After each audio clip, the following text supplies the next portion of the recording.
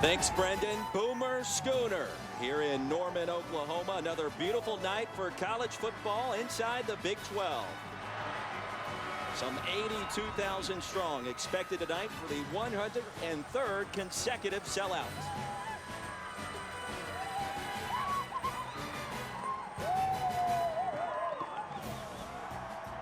And here come the Sooners. Number 15, Oklahoma, and Iowa State getting set to tangle here in Norman. And hi, everybody. Glad you could join us. Alongside a former NFL and college quarterback, Jay Walker, I am Roy Philpott. And Jay, here inside the Big 12, as many as 4 different teams expected to make a run towards the college football playoff, including potentially these Sooners. And Oklahoma, one of 4 teams from the Big 12 Conference that are nationally ranked, but they're trying to get in the top 4 so they can qualify for the college football playoff. A conference that feels like they were snubbed a season ago. If Oklahoma can beat Baylor, beat TCU, and beat Oklahoma State, the Sooners have a really good chance at landing one of those valued 4 playoff spots. It'll be one of the best resumes in the country. And for Oklahoma, they've been playing a different brand of football these last 3 weeks since an October 10th loss to Texas, scoring over 60 points per game. They've been on fire. And it was a Texas game in which they were sacked 6 times. Since that game, they've really shored up their offensive line. They've got 2 freshman tackles that have grown up before our eyes. They've really started to muscle teams around, added the running game for balance, so they're not only finessing passing, they have a power rushing attack. Right now, this Sooner offense is playing their best football of the season. Iowa State, of course, led by Paul Rhodes in his 7th season, in search of that upset. And a lot of times the Cyclones can be sneaky in games like this. And right now they want to be sneaky because they're coming in here with a lot of confidence after a fantastic performance versus Texas. When they shut out Texas and the offense put points on the board, they're trying to pull off the upset, something they haven't done in quite a long time. They've got the confidence factor needed to do it.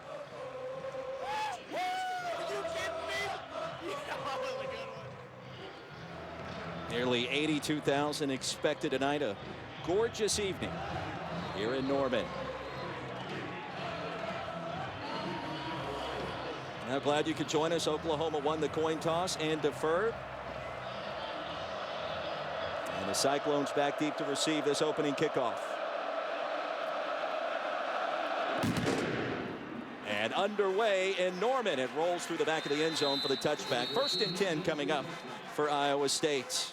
And JR, first look at Joel Lanning making just his 2nd start overall and his 1st start on the road tonight. Yeah, how about Joel Lanning? Your 1st start comes against Texas at home. Then you go on the road to take on Oklahoma, one of the most physical defenses you'll face in the conference.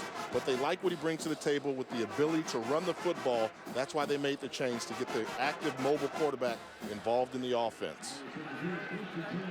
Iowa State has been electric since he took over the starting quarterback position, going all the way back to the 2nd half of the Baylor game.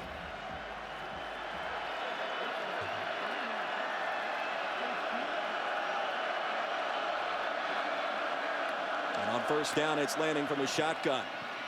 And a handoff to a star freshman tailback, and he goes nowhere. Stacked up at the line of scrimmage. No gain on the play.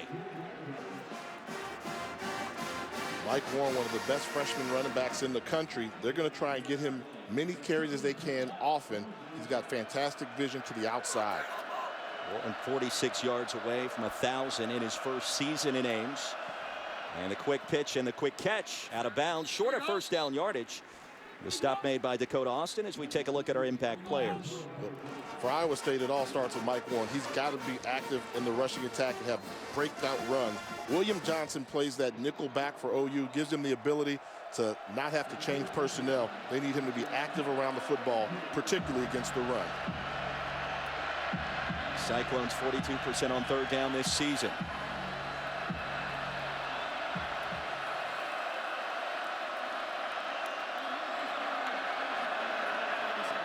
And Lanning's going to throw it. Pocket collapses, and there he goes. And this is why he's in the starting lineup. He's got the 1st down with an easy run. The ability to stay calm under fire is a great job by the defensive line of Oklahoma, getting pressure with just a 4-man rush. But great recognition by Joel Lanning to see a running lane and to pick up the 1st down. Gain of 9 yards on 3rd down and 2, and the drive continues.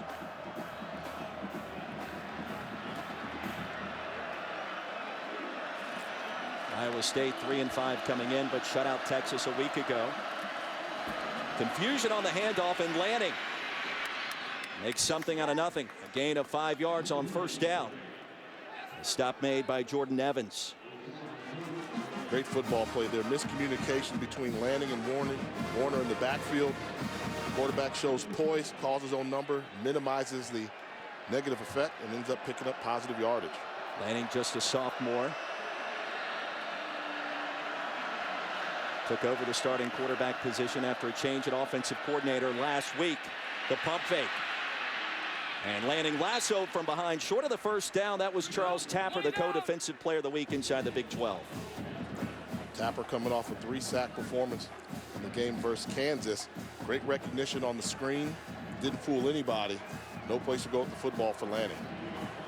Jay, if you go back and watch the game against Texas by the Sooners, this is what UT did. Mobility at the quarterback position. Sometimes it can be enough. Will it be tonight?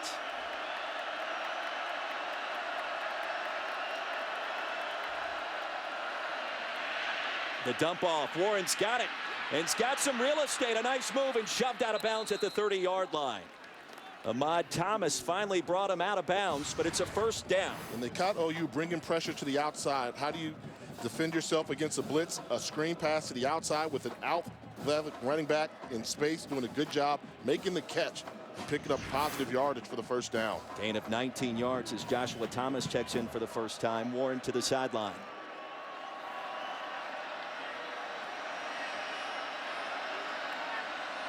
From the 32, opening possession of the ball game. Thomas the handoff, and a short pickup. Oklahoma so aggressive from a strong safety spot. That was Stephen Parker. And they're really trying to do run blitzes from the outside. Stephen Parker coming off the edge, great pressure, really trying to bottle in Mike Warren and close down those running lanes.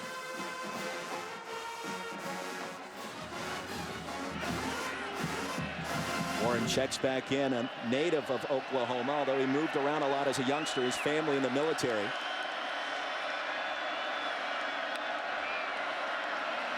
Second down and long, backside pressure, he floats it deep. And overshoots his intended target. That was Eric Stryker applying the pressure from the backside, Jay. And you have to know where Eric Stryker lines up every time you're in a passing situation. Top half of your screen comes around with a nice speed room. Lanning just gets rid of that football in the nick of time. What would have been another sack for Stryker. Native of Florida, his speed tremendous in this conference.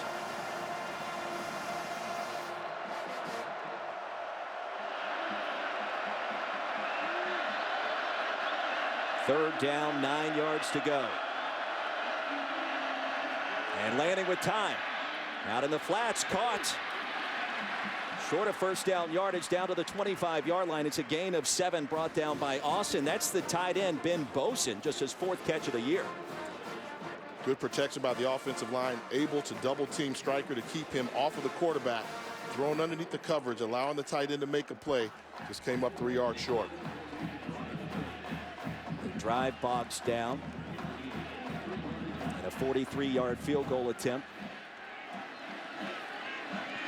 Set to be tried off the foot of Cole Netton. 8 of 13 this season.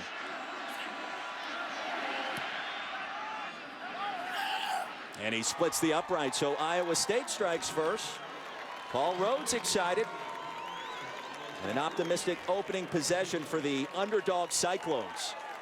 When you're trying to pull off something that your program's not used to doing, that's winning here at Oklahoma, points come at a premium. You take them any way you can. He gets to 3 points.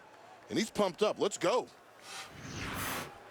Now remember, Iowa State hasn't won in Norman since 1990, 25 years ago, and just 1 win since 1961 in the series. And consider the fact that they pitched a shutout last week versus Texas, so they've got a 3-0 lead. The way their defense is playing, things are looking up, and this is a start you have to have when you're trying to do something that's rare for your program. Take the ball, pick up a couple first downs, get some points on the board, to let them know that you can move the football. That's an impressive opening drive by the Cyclones. And the all-time series between these two dominated by Boomer Sooner. In fact, Bob Stoops 10-0 lifetime against the Cyclones. Here's the head coach in Norman.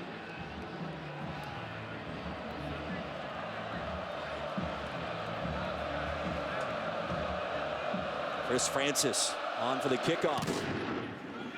And a wobbler. Bounces across the goal line. 1st and 10 for Oklahoma, coming from its 25. Baker Mayfield, the transfer from Texas Tech, the 2013 Big 12 Offensive Player of the Year for freshmen. And Mayfield has fantastic numbers. We'll take a look at his numbers. You see what he can do throwing the football. More athletic than you realize. And he's one of those guys, I think, in that second tier for the Heisman Trophy. You need to start knowing the name, Baker Mayfield. He's legit. And has been on fire these last 3 weeks. Oklahoma, the number 7 scoring offense in the country, over 46 per contest.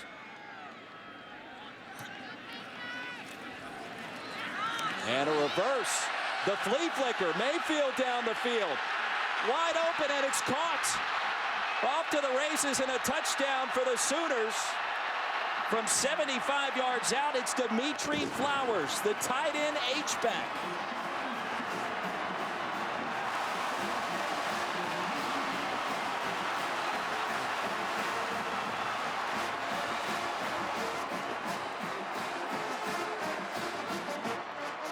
Razzle dazzle, a lot of moving parts on that play there. You come out with an over-aggressive defense. You use their aggression against them. Flowers wide open for the touchdown score. Take that for a response by the Sooners to the Cyclones' field goal.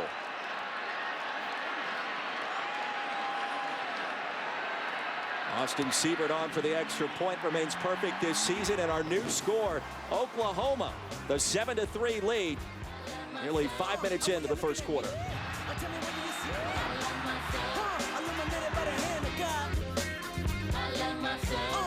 Looking at me. Tell me what do you see? 7-3 our score. Back in Norman, Jay Walker, Roy Philpott on hand, and a fast start for the Sooners offense. Nearly 82,000 packed inside Memorial Stadium. And some razzle dazzle to begin this one. The flea flicker to the H-back play. I'm sure that they've run all year long in practice. Fantastic job by the offense. Plenty of distractions taking place, but you really have to like how they use the aggression. You knew Iowa State was going to come in here defensively pumped up, trying to hit somebody. They didn't know who to hit. They got hit for a big play in the form of a touchdown. Siebert underneath his kickoff from the 3. And brought down crossing the 20 up to the 22-yard line, a return of 19. Take me back to this touchdown, Jay. Don't look at all the distractions. What you need to follow is Dimitri Flowers here from his fullback H-back position. He's going to serve as if he's a blocker here, settle, then take off untouched up the sideline. If you look at all the distractions, you're going to lose sight of it. He's in the middle of the play. He's looking for somebody to block. No, he's a receiver. He's open, wide open. Great design by offensive coordinator Lincoln Riley to realize some of the tendency of the Iowa State defense and to take advantage of it. Lincoln Riley, one of the young, innovative offensive coordinators in the country, came to Norman from East Carolina. After an impressive opening possession, here's Iowa State. Handoff Warren will push the pile ahead towards 4 yards. Brought down by Matt Romar. You see, since that loss to Texas, 60 points per contest. The offense found their rhythm, and I really am impressed with the fact that they've started to protect their quarterback. You can't do a long development play like they just did unless you're solid up front, and that's why the offensive production for Oklahoma is continuing to climb.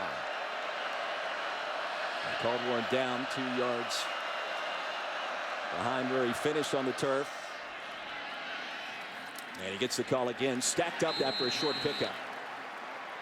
Well, Jay, you were really impressed with Iowa State's length on the offensive line. They're not big, and that's going to be something to watch in the trenches. When you have an offensive line where everybody's 6'6", 6'7", they've got long arms. So when you can get your arms on somebody and push them out the way, that running lane becomes even better and easier for the running back to identify. The vision of Mike Warren is great, but the height of the line for Iowa State really gives defenses problems if they can get their hands on you.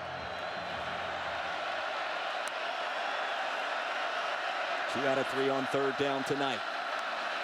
And this is where Lanning is dangerous as a runner. Buys some time across his body, a dangerous throw, and it's incomplete.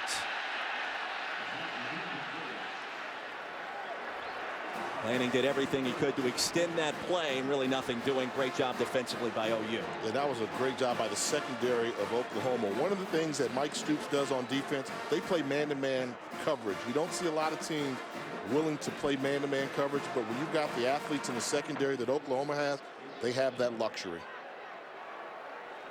He's trying to find Jawan Wesley in that last sequence. Colin Downing on to punt this one away.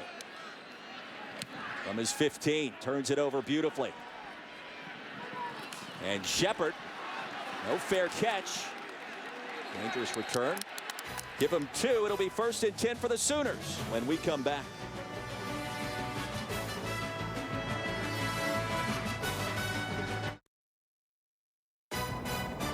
ESPNU College Football Primetime is brought to you by Angry Orchard Hard Cider. Explore the orchard.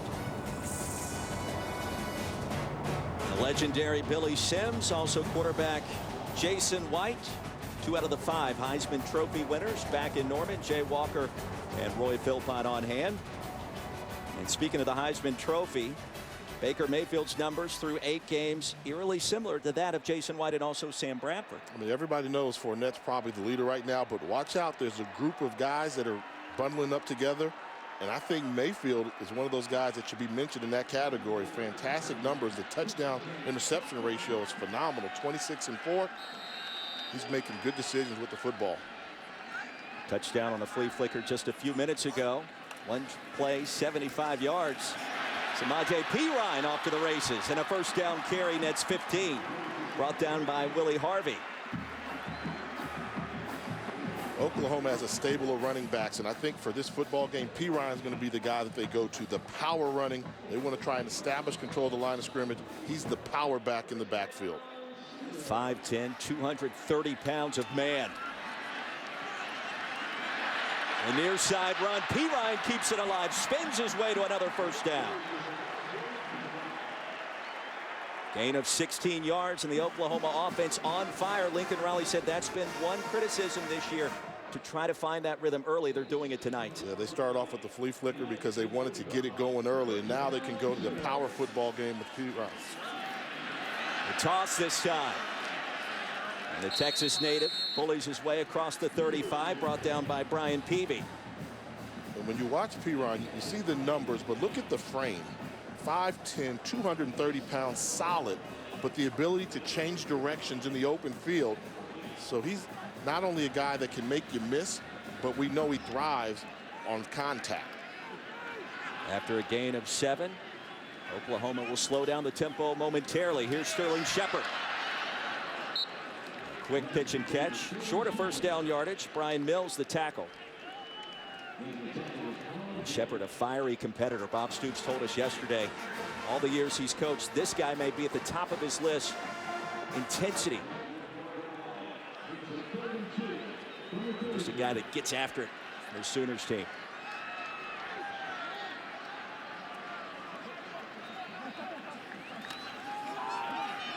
On 3rd down, Perine tries to get to the edge, and he can't get there. Sandwiched between 2 Iowa State defenders. It was Jordan Harris with the initial contact. 4th down and short. What do you do? I think you go for it.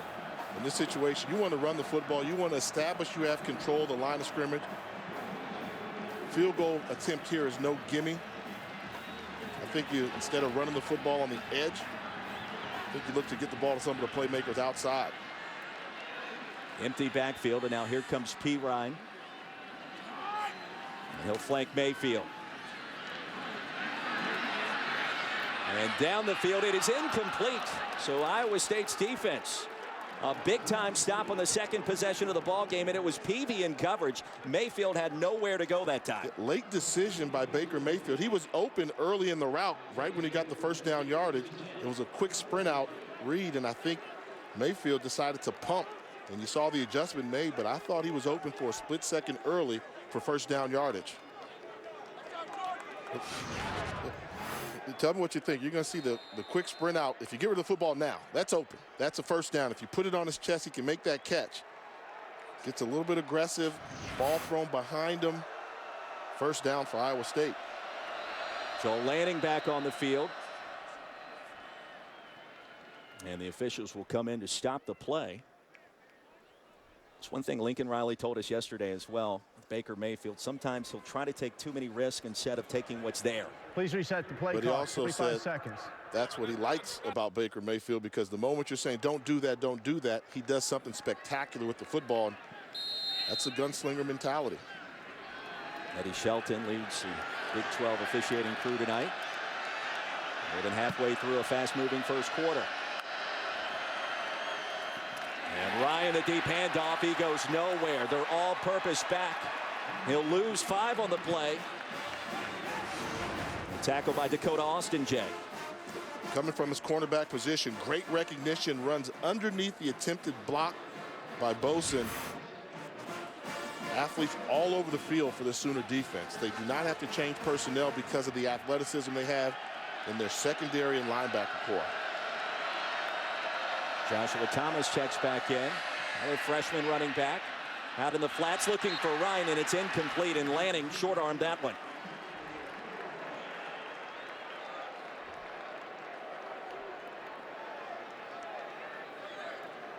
The strength of Joel Lanning is when he sets his feet, he's extremely accurate.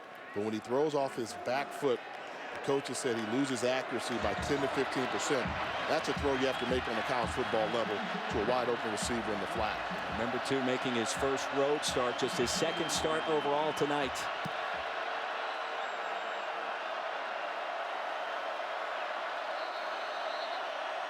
Third down and long. And a timeout will be called by the Sooners. Timeout on the field as we step aside. 6:13 remaining in our first quarter here in Norman. ESPN College Football. Stream every game live at home or on the go. Download the Watch ESPN app or visit watchespn.com. A fantastic way to keep an eye on all the action, especially a Saturday like today and what we've seen. Oklahoma State, TCU, all the potential upsets. Clemson, Florida State. Mike Warren back in at running back. Good look there at Alan Lazard, 6'5" target on the outside. If you can get a jump ball situation with him, he may be able to make a play for you in this type of situation. 42% on third down this season. Landing with time and an open receiver, and it's picked off. Intercepted back at the 45 by Austin. Flag on the field, and Austin brought down at the 26. First turnover of the contest, and a big one at that. A return of 33 yards, and landing off target here ever so slightly. Off target, and it's the wrong type of pass. He went with the firm pass in the hole, where if you throw this ball over the top, potential for a huge play. There is no foul for illegal blocking the back. Oklahoma ball, first down. Lazard runs a good route, gets behind the cornerback. Once he gets behind it, throw it upfield. That's an open wide receiver with an opportunity for a big play, but a great job of getting back in the play by Dakota Austin, then becoming a running back after he made the interception. But it was a good job by Lazard getting behind the cornerback with no help. Just another poor throw that we've seen from Joel Lanning. He hasn't been sharp early in this football game. Austin also in this contest starting tonight in place of Zach Sanchez. Injured cornerback for the Sooners. Now on first down, Mayfield checks back in. And down the field, breaking open. It is caught for the touchdown. D.D. Westbrook the grab, and just like that, the Sooners trying to take control early.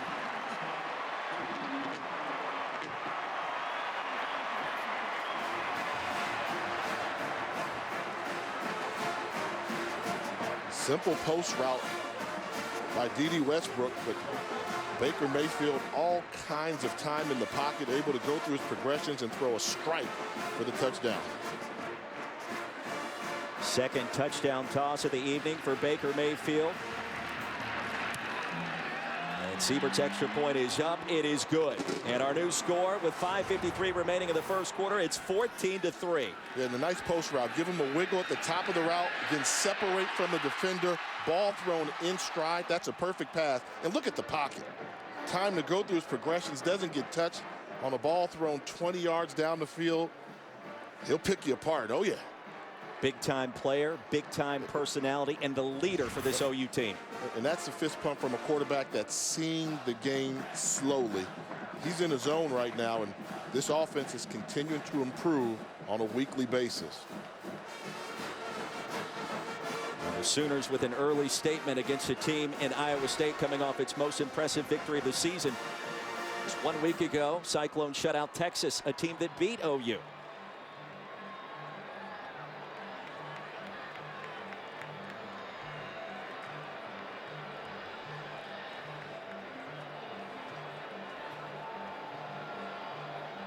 Westbrook, another scoring grab, his third of the year. So many weapons for Oklahoma's offense. And now a very important drive coming up for the Cyclones, Jay. It's make or break time for them. This game can get away from them quickly right now. They had an impressive drive to start the football game. I think they need to go back to getting the football in the hands of Mike Warren in the open field. Siebert's kickoff, hammered through the end zone for the touchback. Now for our championship drive update, brought to you by Dr. Pepper. See what's going on in the Big 12, the Thursday night contest between the Bears and the Wildcats. Baylor remains undefeated. And Oklahoma State, perhaps pulling off the shocker today, right? The upset against TCU. Yeah, not too far away from here. And Oklahoma State, under the radar, the lowest ranked out of all the teams ranked in the Big 12 that we've talked about, but rapidly moving up the polls. Impressive performance in their victory at home over TCU.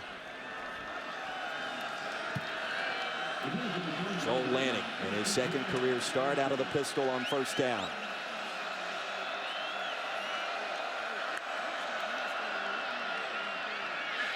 Ryan in motion and nowhere to run, a loss of 4 on the play. Mike Warren tackled in the backfield. Bond, the tackle for loss, a backup cornerback. You can see what the game plan is for Oklahoma defensively. The guys coming off the edge are going to force Warren to run in between the tackles. So if he's going to break a run, it's going to have to be on a cutback against the grain.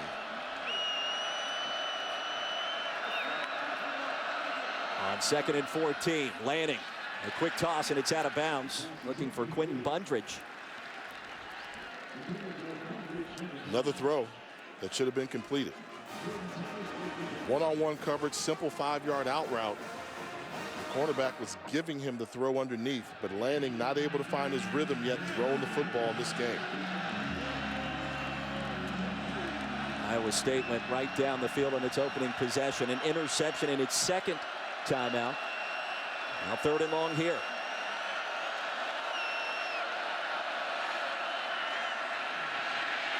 Backside pressure, down he goes, Charles Tapper. His 4th sack of the season and a big one right there. The front 4 for Oklahoma is having their way with the offensive line for Iowa State. And this is just one-on-one, gets him in a bull rush, locates the quarterback for the big tackle. We mentioned earlier, Charles Tapper starting to play football at a very high level after 3 sacks last week, gets another sack here. And he's a guy that when you talk to the coaches, they said, we need big plays out of Tapper. And I think the senior from Baltimore, Maryland is responding well. Downing will punt this one away. Cannot turn it over this time. And a short punt. Sooners will begin their next drive in plus territory. And let's take a look at our Buick Drive recap. It started Dakota Austin, the interception, a backup quarterback making plays, Jay. Fantastic job getting back in the route after losing leverage. But look at the aggressive run. After he got the interception, became an aggressive runner, almost like a running back, really giving the offense fantastic field position. Leads to the touchdown pass to D.D. Westbrook from 27 yards out. His 4th touchdown of the season, and Baker Mayfield excited, just as he's always been this year. Quick strike offense. Whenever they go more than one play, they don't finish off the drive, but the big play's really been giving them the advantage so far. The home run ball, and Baker Mayfield's been throwing the downfield ball beautifully so far. Cyclones need a stop after a 23-yard punt. Joe Mixon, his first carry of the contest, crosses the 35, brought down by Kawan Floyd, and a gain of 7.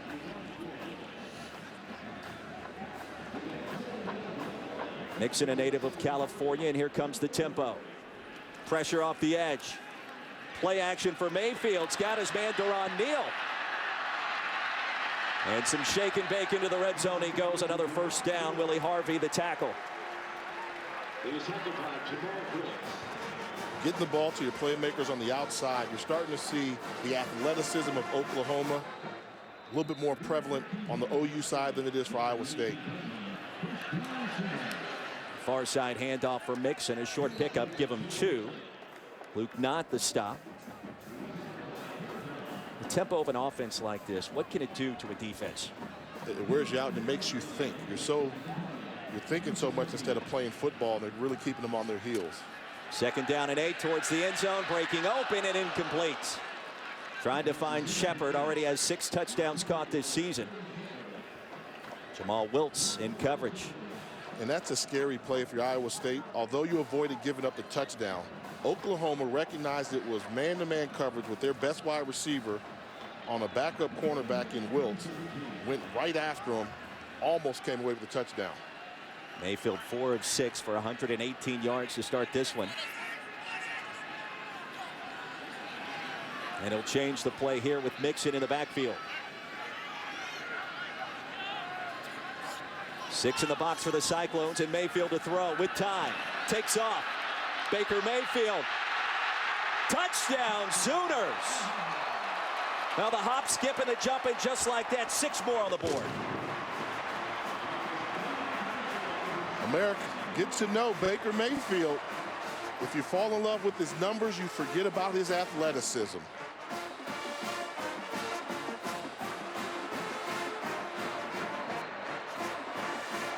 Accounted for all 3 Oklahoma touchdowns tonight. 2 through the air, 1 on the ground. That last one from 17 yards out.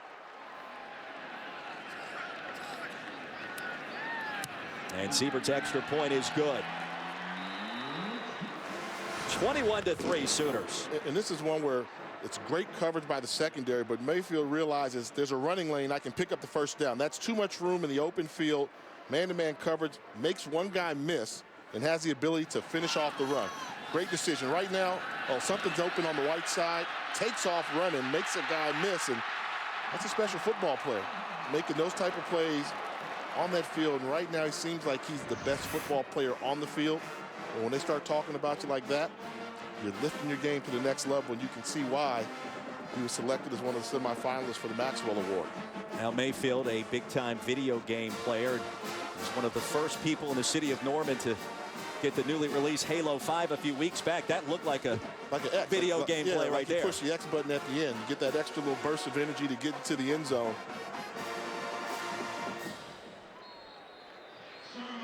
Now the Sooners in business. And Baker Mayfield, one of the big reasons why.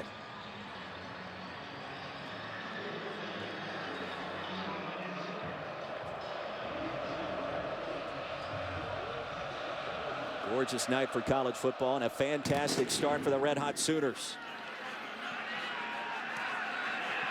2 yards deep, the kneel down. If the Sooners can hold on tonight, let's take a look at what's coming up the remaining schedule. A very eventful month of November. Art Browse and company will travel down to Waco to visit the Baylor Bears. TCU lost today to Oklahoma State, coming up on November 21st here at Memorial Stadium. And then Bedlam at Oklahoma State. The Red Hot Cowboys, a force to be reckoned with this season. And I think that game just took on added importance after the impressive performance by the Cowboys today over TCU. But as a football team, you want to control your own destiny.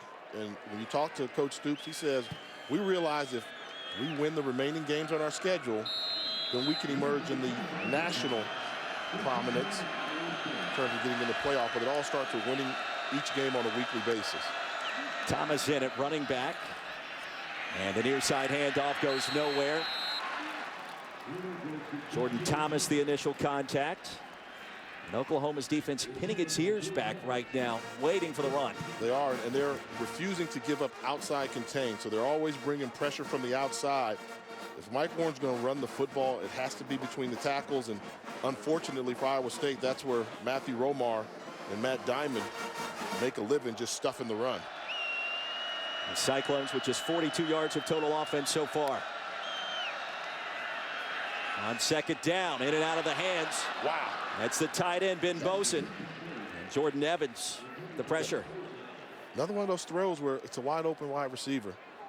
And you start to wonder, is the atmosphere a little bit too much for Joel Lanning right now? He had the home game against Texas. He doesn't look settled. And they're trying to call plays where they're not a complicated passing scheme, but he's continuing to miss open wide receivers. Cyclones 2 out of 6 on 3rd down, and a big one coming up right here.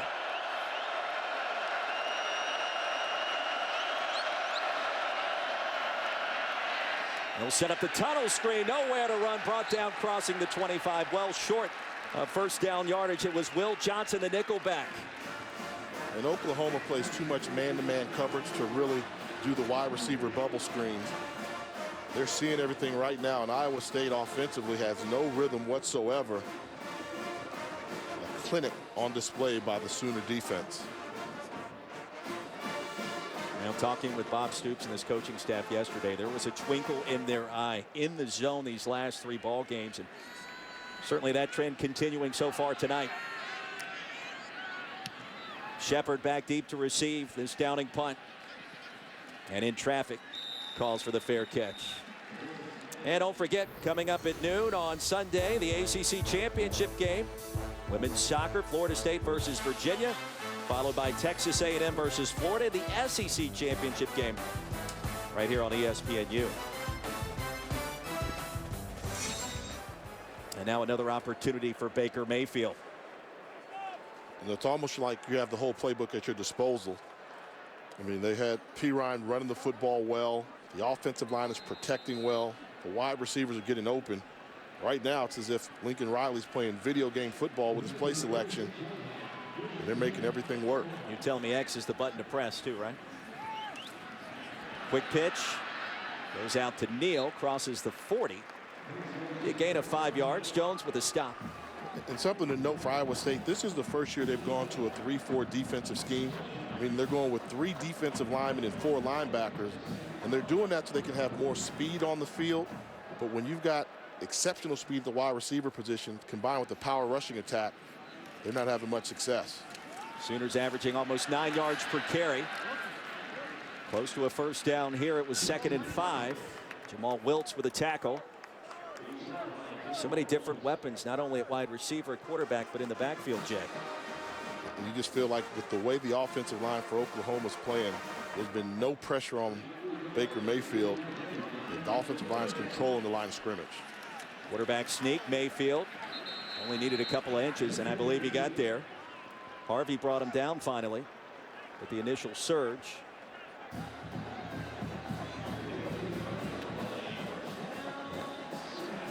We'll give him the first down.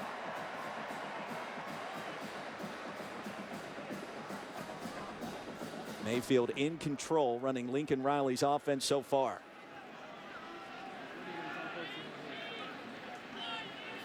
Under a minute to play in a fast-moving first quarter. Play action. Mayfield finally just tosses it out of bounds, and a smart play for the junior quarterback. Once again, you saw the athleticism. Absolutely nothing there whatsoever. Iowa State did a good job of sniffing out the play. Not able to get the tackle for a loss because Mayfield able to escape, throw the ball away. You live to fight another down on 2nd down. You see the numbers on Mayfield.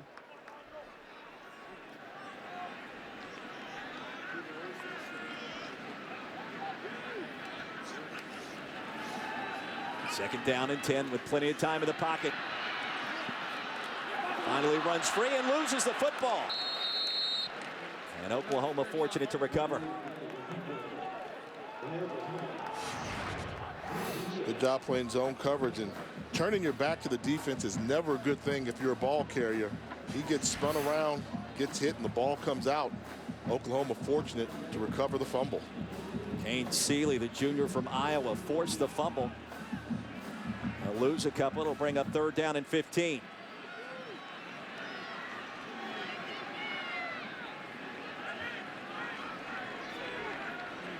Time winding down. We'll see if the Sooners run one more play. They will. Dumps it off to Mixon.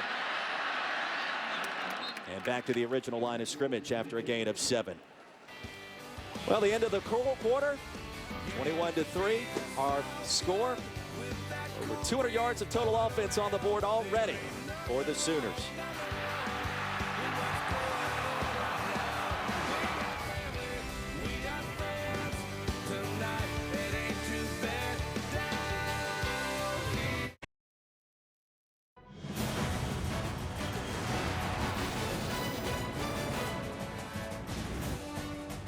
Twenty-one to 3. We begin the second quarter here in Norman. Jay Walker and Roy Philpott on a beautiful evening here in the Big 12 inside of Gaylord Family Oklahoma Memorial Stadium. Notice the Baker hats? I like that. It's got a nice little ring. Reminds me of back in '84 when they used to have the Heisman tie when they were promoting Ty Detmer. First punt of the contest for Oklahoma's Austin Siebert. And a fair catch at the 10. Punt of 42 yards. Speaking of Baker, how about his night so far? A highlight reel waiting to happen. On the opening play on the offensive possession, wide open wide receiver, but he stood in there to deliver the football. But he's doing a really good job of throwing the ball downfield deep in the secondary for Iowa State, taking advantage of the one-on-one matchups he's receiving. And I really like this. This is a dimension many people don't know about, the athleticism of Baker Mayfield. He's more than just a guy with the golden right arm. He has a set of legs as well. I still think the X was the spin move. I'm thinking that's the O with the jump. First and 10 for the Cyclones, deep in their own territory, this time from the 10. Pressure off the edge and a flag on the field. And this will cost Iowa State movement at the line.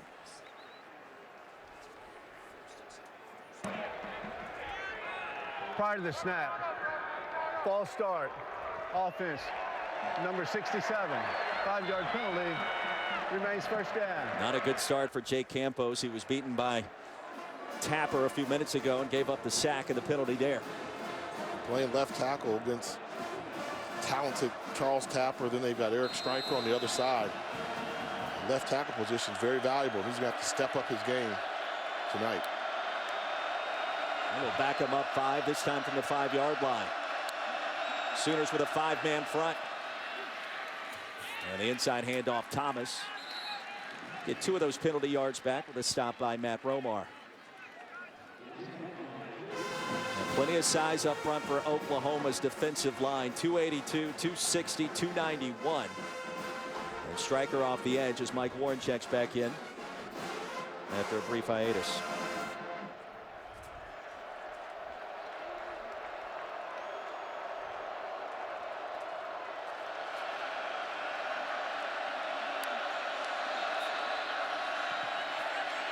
From his own end zone and brought down at the 2. Matt Romar once again with the pressure and the sack.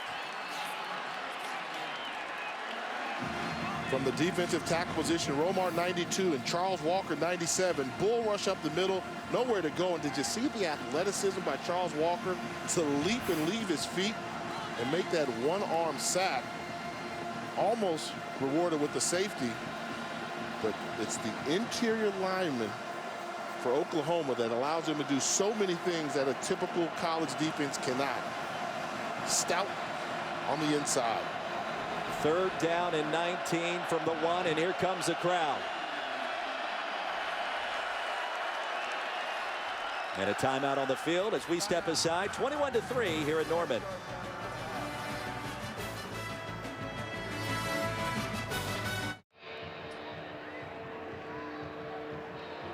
Number 15, Oklahoma. 21-3 lead against Iowa State. Back in Norman, Jay Walker, Roy Philpott. 3rd down and 19 from just outside the 1-yard line for the Cyclones.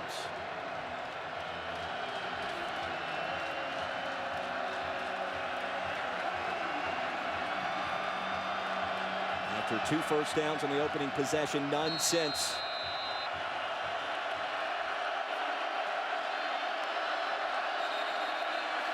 And more movement at the line of scrimmage. Well, a 6-inch penalty. Prior to the snap, false start, number 56 of the offense. At the distance to the goal, remains 3rd down. J.P. Filbert Jr., the guilty party that time. Those are just nerves. You've got a defensive line that senses something big is going to happen, opportunity for a sack. They've got their ears pinned back. Stryker, Romar, Diamond, Tapper. They're going to absolutely come hard and collapse this pocket. Great football names as well. From 8 yards deep in his own end zone, Joe Lanning will buy some time. And the pass is incomplete. The pitch and catch it probably should have been made. Quentin Bundridge, the intended wide receiver. It was Austin in coverage. Make that Montgomery the intended wideout. And you have to help your quarterback out. You're coming back to the football. Quarterback is scrambling, trying to make something out of nothing. If you're DeVario Montgomery, you have to make that catch on the sideline. The fourth 3 and out of the contest for Iowa State. And the ever dangerous Sterling Shepard standing at his own 44.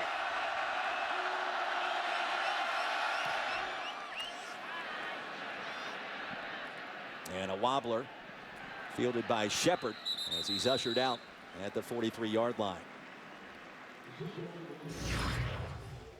Well, you talk about the longest tenured coaches in the FBS, and Bob Stoops is right up there. Frank Beamer, of course, retiring at the end of this season. It's 29 years in Blacksburg. Stoops, this is year 17, Jay, and tremendous success. Kirk Ferentz also equaling Bob Stoops, head coach at Iowa. The Hawkeyes remain undefeated today. And Stoops 10-0 versus the Cyclones as the head coach here at OU. The majority of those wins have been dominant. 17 years. Where's the time gone? Man, seems like just yesterday he was coming here to Norman, but he's had a tremendous run. And, of course, the national championship year will make you a legend. Another strong run for Pirine, who coughs it up. Samaje Pirine trying to gain a couple of extra yards. Lost control of the football. Levi Peters in on the hit.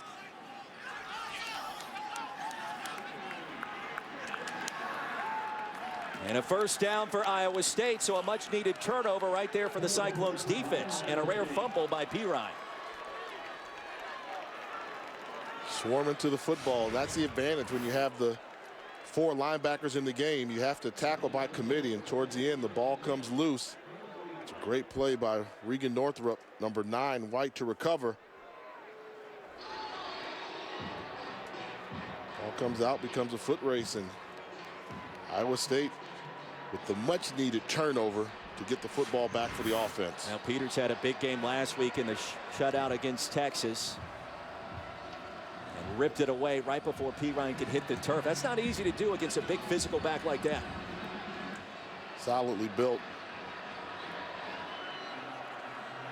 The previous play of a fumble is under further review. So they'll take it up to the booth, and Jack McDonald, the replay official tonight. And remember, to overturn the call on the field, it has to be indisputable video evidence. In this case, they're going to be looking at, was the knee down? I'm sure the ball clearly comes out, but was the knee down? It was ruled a fumble on the field, and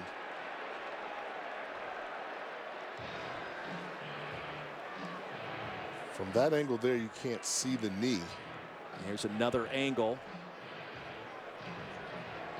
Knee is still off the turf.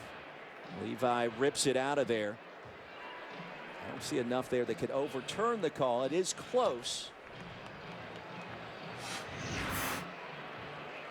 And Paul Rhodes explaining to our officiating crew what he saw, and I don't think his opinion counts tonight. They're going to have to piece this together on where they were, and since there's no certain look that you can see, I don't think there's enough to say that it definitely was not a fumble.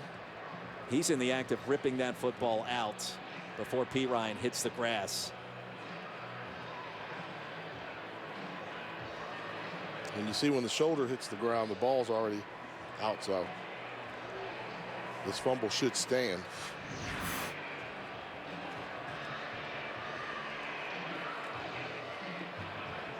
Well, Bob Stoops talking things over. His Oklahoma offense has fumbled it now 8 times this year. We saw more of this the first month of the season as opposed to this recent winning streak since the loss to Texas back on October 10th. And Eddie Shelton now with the call. After further review, the ruling on on the field of a fumble stands. First down, Iowa State. It's got to be indisputable video evidence, so obviously that wasn't present in that sequence. And right now, offensively for Iowa State, I think they need to take a page out of the Oklahoma playbook. Oklahoma wants to run the football, and they said, well, we're going to throw the football to open up the running lanes. Iowa State's been trying to run the football. Oklahoma is not allowing them to do that. Time for them to throw the football, get the ball to some of these tall wide receivers so you can open up the running lanes for your freshman running back. Wideouts, especially Alan Lazard, standing in at nearly 6'6". Handoff Warren, nowhere to run, stacked up and driven backwards. No gain on the play. Dominique Alexander the hit. They're staying in the box, and they're not winning the battle, taking on the defensive tackles for Oklahoma. So I think you just have to throw the football, even if you go bubble screens to your wide receiver to force them to run sideline to sideline to open up the running lanes. Landing to throw, down the field, floats it. And a pass is caught at the 30-yard line. Alan Lazard, we talked about him a few minutes ago, the 6'6" frame in play there. He can be a difference maker. A difference from last season when he was a great freshman to his sophomore year. He's coming down with more of these footballs in jump ball situations. They're calling his number more. Leading receiver for the Cyclones, and that's a huge catch. Gain of 29 yards. Warren the handoff. And dances his way for a couple, brought down by Eric Stryker. Warren leads all FBS freshman running backs in rushing yards and yards per carry this season.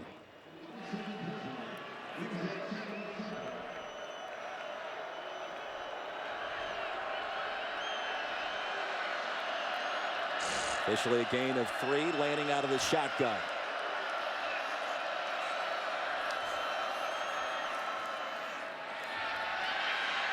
Off of play action and incomplete. Outstanding coverage. Austin trying to find his tight end Ben Boson once again, Jay. Trying to create some time, rolling outside of the pocket. But I still think if you're Iowa State, you do have an advantage with height with the wide receiver core. Alan Lazard, 6'5". Quentin Bundridge, 6'2". Dondre Bailey, 6'3". I think if you want to throw the football, you look for one of the one-on-one matchups and see if you can get another jump ball situation to take advantage of it. 2 out of 8 on third down tonight. They need 7 here to keep the drive alive from inside the 30. Lanning fires a dart, end zone, and it's incomplete. Looking for Daly, and it was Stephen Parker in coverage. And the quarterback that's in a rhythm, this is a touchdown, but we know that Lanning has struggled a little bit. Just missed by about a yard off the target. Like to see Daly maybe come back and leave his feet for that ball, but the overthrow ends up being just a long incompletion. But you saw Daly once again, an Iowa State wide receiver, able to get behind the secondary of Oklahoma. Netting on for the 45-yard field goal attempt in the middle of the field, and some confusion for the Cyclones. A timeout will be used. And with one on the field, we'll step aside. 21-3 here in Norman.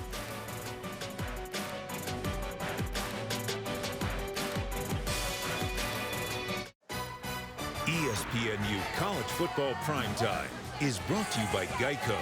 15 minutes could save you 15% or more on car insurance. Back in Norman, and during that last timeout, some frustration being displayed by the Cyclones offensive line. That's Wendell Tayese, shoved into the starting lineup tonight after the injury to Daniel Burton, the original starting right guard, and something that can rear its ugly head, trailing 21-3.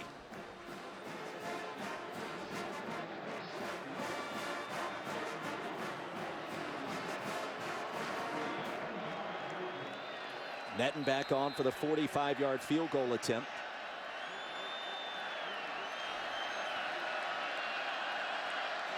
One for one tonight. His long on the season, 47. The high snap brought in beautifully, and the field goal splits the uprights.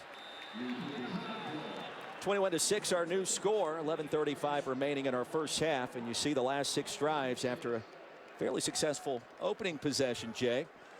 Nothing really doing until then. Yeah.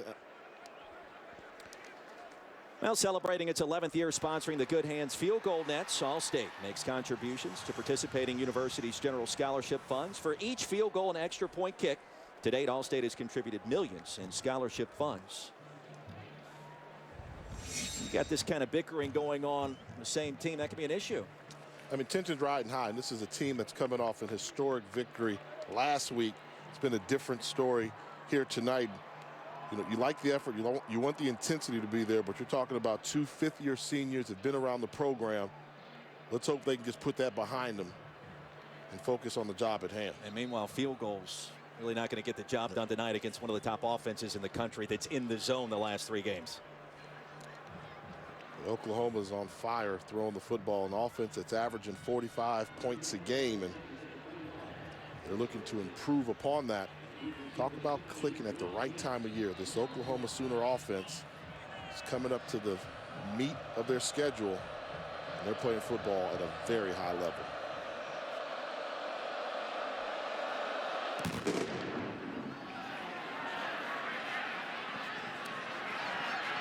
From the 5. And short of the 25, it'll be 1st and 10 for the Sooners. Now for a Big Ten update, let's send you to Brendan. Good evening, Roy. Thank you very much. Let's go to Lincoln, where the Nebraska Cornhuskers taking on Michigan State. Nebraska with a 10-3 lead in the second quarter, but Connor Cook hits McGarrett Kings Jr. He makes a move and finds the end zone. The Spartans tie it at 10 with 11.5 minutes. Thank you, Brendan. A big game for Michigan State. Obviously, they're all big in the month of November, especially when you're undefeated. And when you're one of the teams that's outside the top 4, every game counts, and you have to start wondering about style points. But think about Michigan State. That defense is going to carry them a long way. Mayfield back on the field. And with time, throws a dart. It's caught crossing the 20. And a short pickup on 1st down to Joe Mixon, a gain of 6. You have to be certain that Lincoln Riley told the Sooners that ball security is the key right now. Our playbook is open to us, but secure the football. And out of the Wildcat, a little laundry on the field, and a false start will back up the Sooners 5 yards. False start on number 54 of the offense. 5-yard penalty, remains 2nd down. First penalty of the contest against Oklahoma, so a clean start for the Sooners tonight.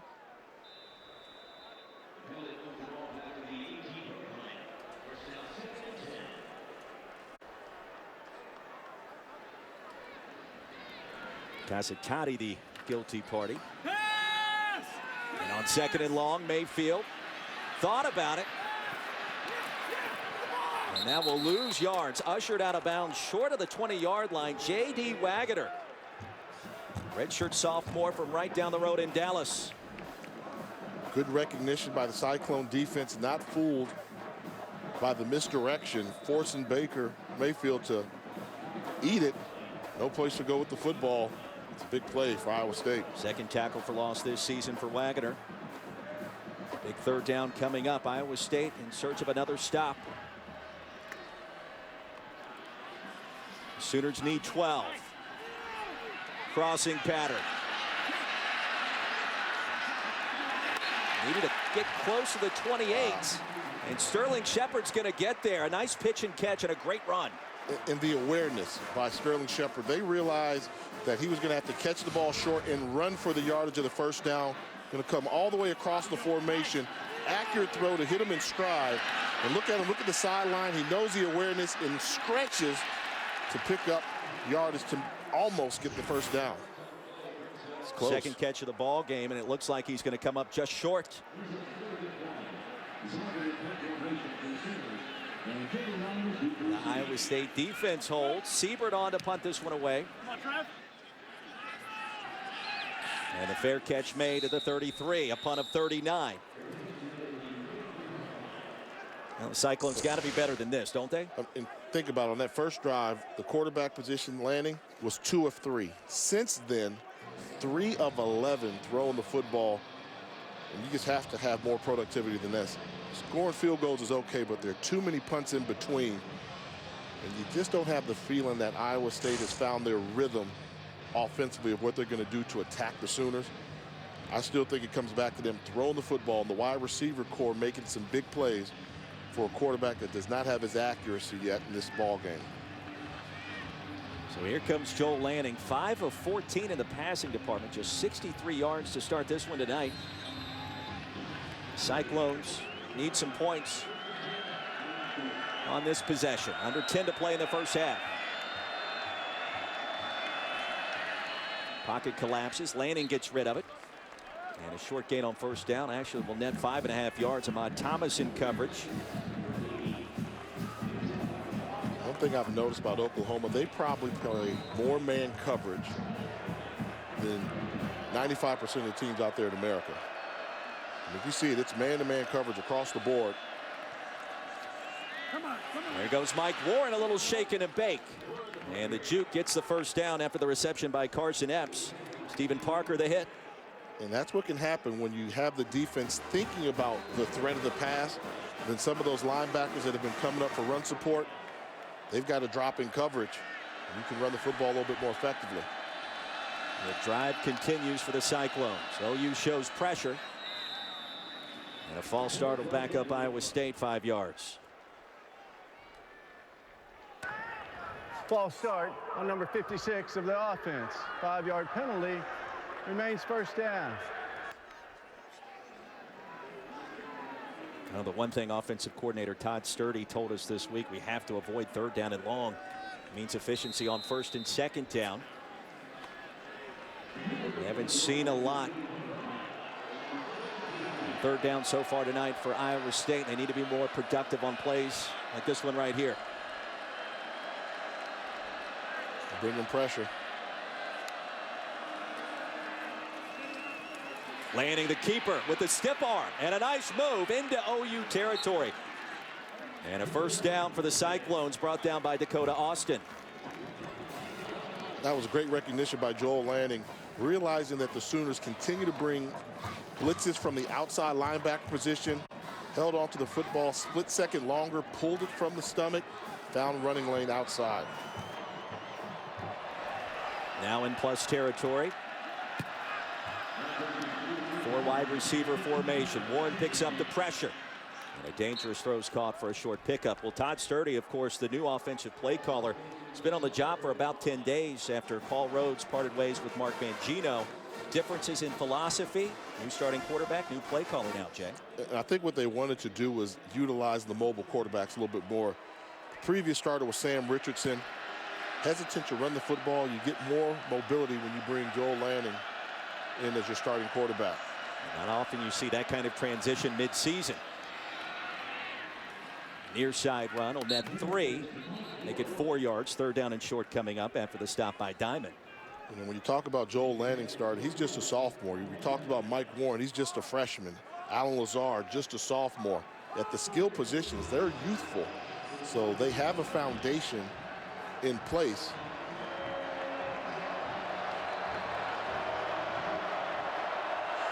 Big play right here for the Cyclones. Third down and 1. Play action. And the pass bobbled. Lazard, the intended target, couldn't bring it in. And Will Johnson had a chance to maybe take that one the other way. Yeah, this is great recognition. Trying to run a bubble screen, balls hanging in the air and almost intercepted. Good job changing direction, but not able to come up with the turnover. All right, fourth and short, you got to go for it where you are on the field right now, right? I think so. You're too far out for a field goal. This is where you draw up your best running play. Maybe move the tight end across the formation to seal the edge. Trailing by 15. Hand off. Needed to cross the 35, get down to the 34. And I don't think he got there. It was Charles Walker. And the OU defense stands tall. The defensive tackles have really dominated this game, and on fourth down, they come up huge. 21-6, first and 10 for the Sooners when we come back.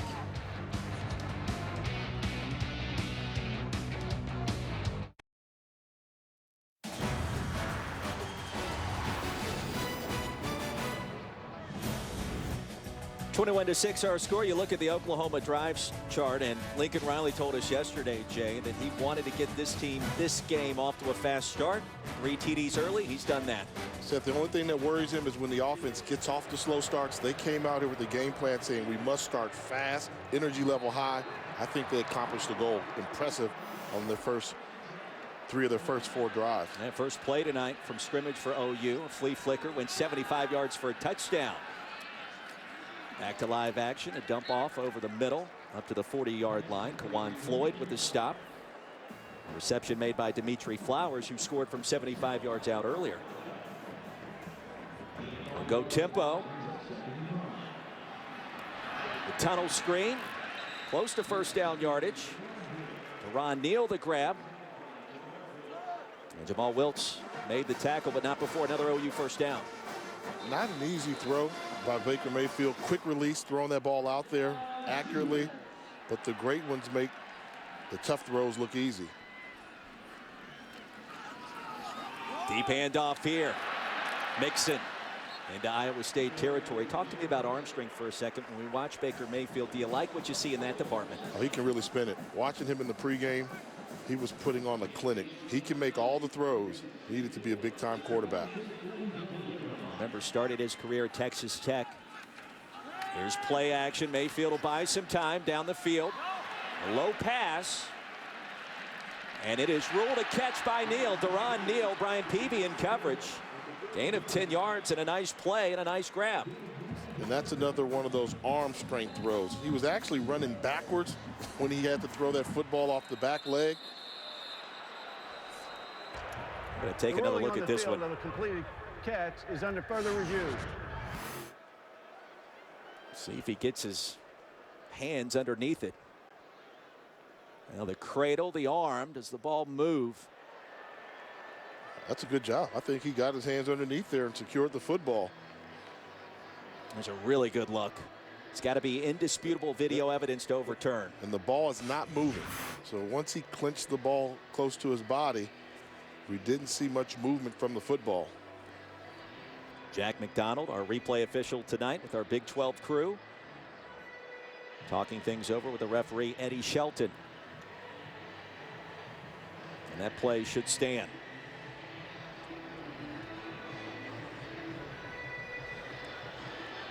After further review, the ruling on the field is confirmed. First down, Oklahoma. So a gain of 10 yards and a nice throw, Jay. Now, this is nothing that's going to show up in the stat sheet impressive, but watch him as he escapes. He's running backwards, cannot step into the throw, but has the arm strength to throw it 20 yards downfield while he's running away from pressure. That's how you know that arm strength is not a question with Baker Mayfield. And coming from a former quarterback, you would know, and certainly on display there. 32nd catch of the season for Deron Neal in his 4th tonight. 4 wide, Mayfield steps up in the pocket. Keeps the play alive to the edge and sent out of bounds at the 35. Regan Northrup finally able to bring him down. Another quality pickup on first down.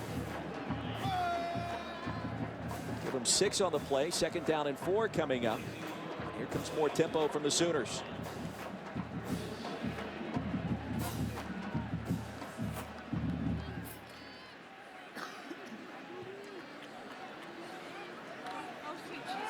Mayfield, the play fake.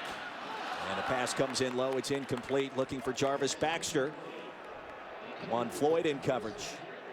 And one of the things still surprising, I'm a little bit surprised they're not pounding the football a little bit. They've run the ball with success. We haven't seen a running play get stopped for a tackle behind the line of scrimmage yet. And one of the things when you talk about the air raid offensive attack, they tend to get pass happy. All the schools do it. TCU does it, Baylor, Texas Tech. But when you've got the power running backs that Oklahoma has at your disposal, I like to see him pound the football a little bit more on 1st and 2nd down. You got the 230-pound hammer in Samaje Perine. Got off to a fast start earlier on 3rd down. The quick toss. Neal again, his 5th reception. Short of the red zone at the 21, but the drive continues. Northrup with the tackle after a gain of 13. There's so much speed on the field. Iowa State their defensive secondary. They're giving 5-yard cushions across the board. Mayfield just finding his best matchup and letting it fly. Handoff this time. No gain on the play. Stacked up at the line. J.D. Waggoner leading the charge. And Mixon unable to make anything out of that play.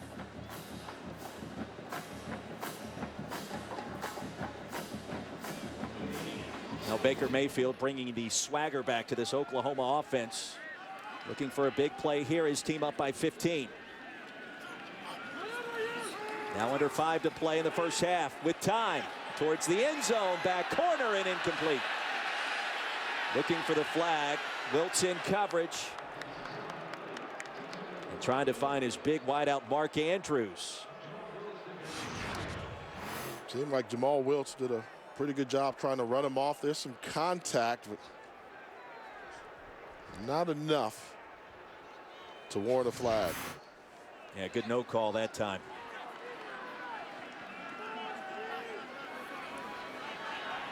Mayfield 12 of 17 passing, nearly 180 yards and a couple of scores. Take a look at Sterling Shepard in the slot right there on the hash mark. Most dangerous man on the field right now. And a timeout called by the Sooners. Timeout.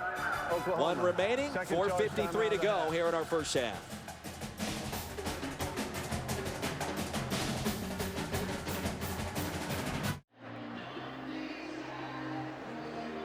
Back in Norman, Sooners with a 15-point lead. Jay Walker, Roy Philpott on hand. Big 12 action here on ESPNU. Glad you could join us in a fast start for the Sooners tonight. In search of that 8th win of the season in Oklahoma. An impressive November's got a chance to make some noise, and you see Bob Stoops, his record at home, 94-8. Dominant.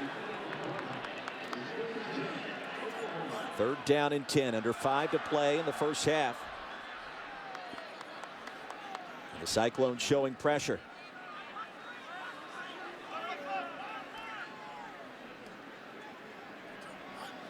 A 6-man front, they'll back out of it. Mayfield with time down the field and incomplete. Looking for Baxter, nothing doing. Outstanding coverage. Wiltz once again. Good job by Iowa State. Bend but not break defense. Not giving up a touchdown, and they stop giving up the big plays. That's going to force Oklahoma to go for a field goal. Siebert back on the field, 11 of 13 this season. He's been one of the top freshman kickers in the country. Also handles the punting duties, a 39-yarder. Made his first 10 attempts this year on the way. And hooking off the upright, it is no good. So the Iowa State defense holds.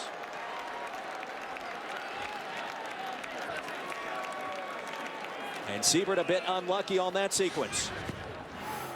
Seems like it's going in, and right when it gets to the top, gust of wind blows it to the left, doink. And you think he's excited about it? Iowa State one win against the Sooners since 1961. It occurred 25 years ago. You can just get to halftime, and this game is close, and give yourself a chance in the second half. Cyclones would probably take that.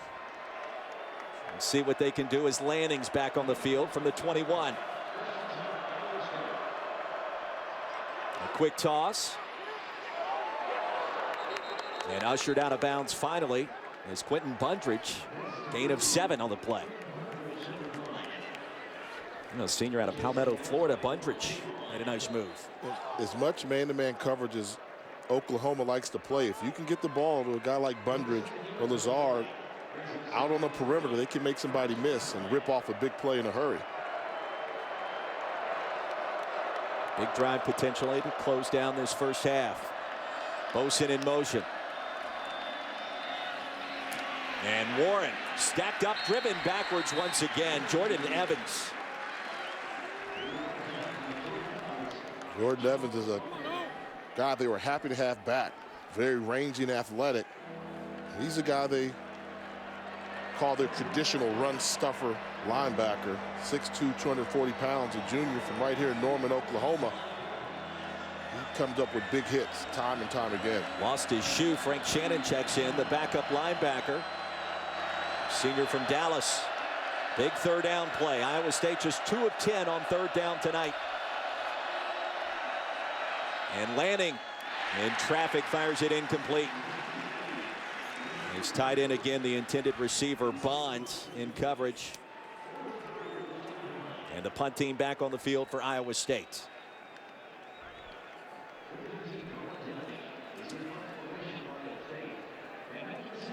The 5th 3 and out of this first half for the Cyclones offense.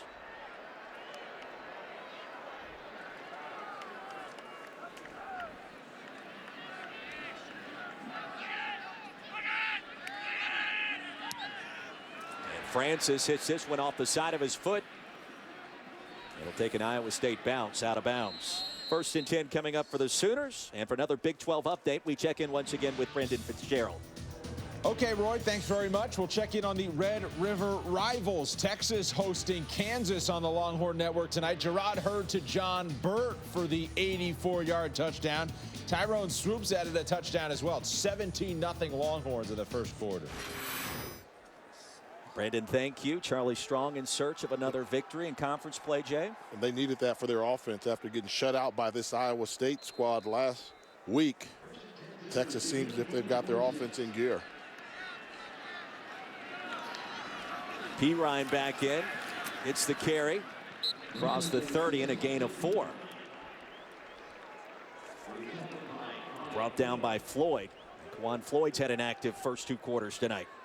From a strong safety position, a junior college transfer from Los Angeles, California, makes a living around the line of scrimmage. Big hit on P. Ryan.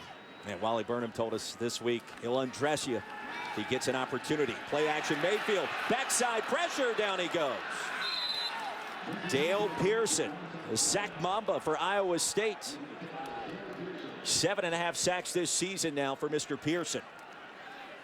He's the high energy, high motor guy for the defensive line for Iowa State. And I will tell you, if he did not get to the quarterback, it was open for a touchdown. And see Baker Mayfield's holding that left arm a little gingerly. It's his non-throwing hand. Check on that. 3rd down and 14. Penalty flag on the field. False start on number 75 of the offense. 5-yard penalty. Drew Samia. Remains 3rd down. The guilty party will cost him 5. Watch Mayfield's hand here. Right there, maybe took a helmet to the, see the elbow, the wrist. But fortunately for Oklahoma, it's the non-throwing arm, but just hope it's just a little stinger. And the loss all the way back. The 17-yard line on 3rd down. Mayfield, plenty of time, surveys. And throws a missile out of bounds. It is incomplete. Trying to find Westbrook. Tribune in coverage, the best cover corner for the Cyclones defense. That'll force another Oklahoma punt. So Iowa State starting to build some momentum here. They've stopped giving up the deep ball, and that's really been their Achilles heel. Oklahoma in the first quarter was gouging them for huge chunks of yardage on big plays down the field. Iowa State has found a way to keep the receivers in front of them and slow down the Sooner offense. Siebert back on to punt. And brought down at the 47-yard line. Cyclones will have good field position as we check in once again with Brendan Fitzgerald. Thanks, Roy. Coming up at halftime, Charles Arbuckle joins me. We talk about Oklahoma State looking mighty impressive in their big win against TCU. Speaking of big wins, Clemson over Florida State, highlights of that as well. And Arkansas, wait until you see how the Razorbacks took down Ole Miss. See you in a few minutes. Big time win for Brett Bielema. You talk about big wins. Oklahoma State. What happened to Trevon Boykin tonight? That time of year where the national televised game, spotlights on, and going on the road and winning at Stillman's tough. You knew it was going to be a shootout, and the offense didn't come up with the productivity needed to win that football game. Mayfield being tended to on the sidelines. On 1st down, Lanning. Flush from the pocket. Floats it downfield, and it is caught. Inside the 35-yard line, shoved out of bounds. Quentin Bundridge the reception, and a gain of 19 yards and a first down. And that's what you can do versus man-to-man coverage. When their back is turned to the quarterback, buy a little time on the outside and throw it up high. Here comes the tempo. Play action again. Pass incomplete. Drop. Tell me what you see right here with another jump ball. When you have a tall wide receiver core, use them. Put the ball up in the air where they can make plays and elevate and come down with it. And Quentin Bundridge is a fifth-year senior with speed and size. So what you don't want to do with tall wide receivers is throw it low. And the wide receiver core that averages 6'3", keep the ball high, one-on-one, jump ball, see if they can come down with it and help out a struggling quarterback. Maybe Lanning also starting to find a little bit of a rhythm here. On second down, pass is high, incomplete. We spoke too soon. Bundridge again with Ahmad Thomas in coverage. And that's the window. I mean, that's the window. You have to make that throw. And we've seen Baker Mayfield make those throws on a pretty consistent basis.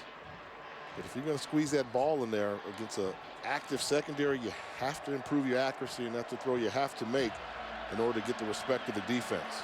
1:25 remaining in the first half. Oklahoma off to the fast start. Iowa State with a score here can get right back in it. The Cyclones hanging around. Big third down here. All day to throw. Lanning. Backside pressure finally arrives into the end zone. It is incomplete. Jordan Wade able to get to Lanning at the last possible second. And fourth down coming up, and perhaps decision time now for Paul Rhodes, who's 0 for 1 on fourth down tonight. Timeout. Iowa State. Trying to find his receiver, Jawan Wesley. Timeout on the field as we step aside. Sooners by 15.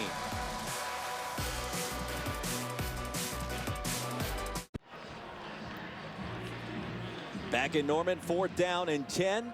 1:19 to play in our first half, and a field goal attempt coming up for the Cyclones. Jay Walker, Roy Philpott here with you inside of Memorial Stadium. A 51-yard attempt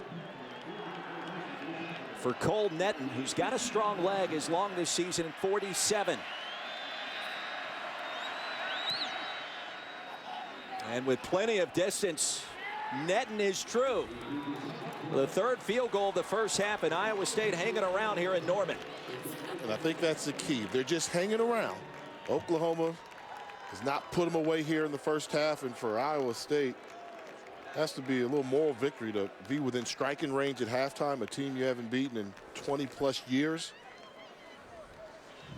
Well, you talk about the Big 12 race and so many teams in contention. 31-24 Baylor won back on Thursday, and the upset of the day, perhaps Oklahoma State by 20 over Trevon Boykin and TCU. Nobody saw that coming. You see what UT's doing to Texas so far, and West Virginia holds on against Texas Tech. But a big story, the Cowboys. Oklahoma State made the top 25, and they're continuing to climb. And you have to think they're going to be a top 10 ball club after that impressive victory. And I think we started off the broadcast talking about the fact that in the Big 12, it's all going to be decided on the field. All these teams are going to play each other. Oklahoma has to take on Baylor. They still have to play TCU. So it's going to be a very interesting finish in the conference. Well, the big question is, what happens if you have a conference champion that has one loss again, like what we saw last year? And TCU and Baylor left on the outside looking in.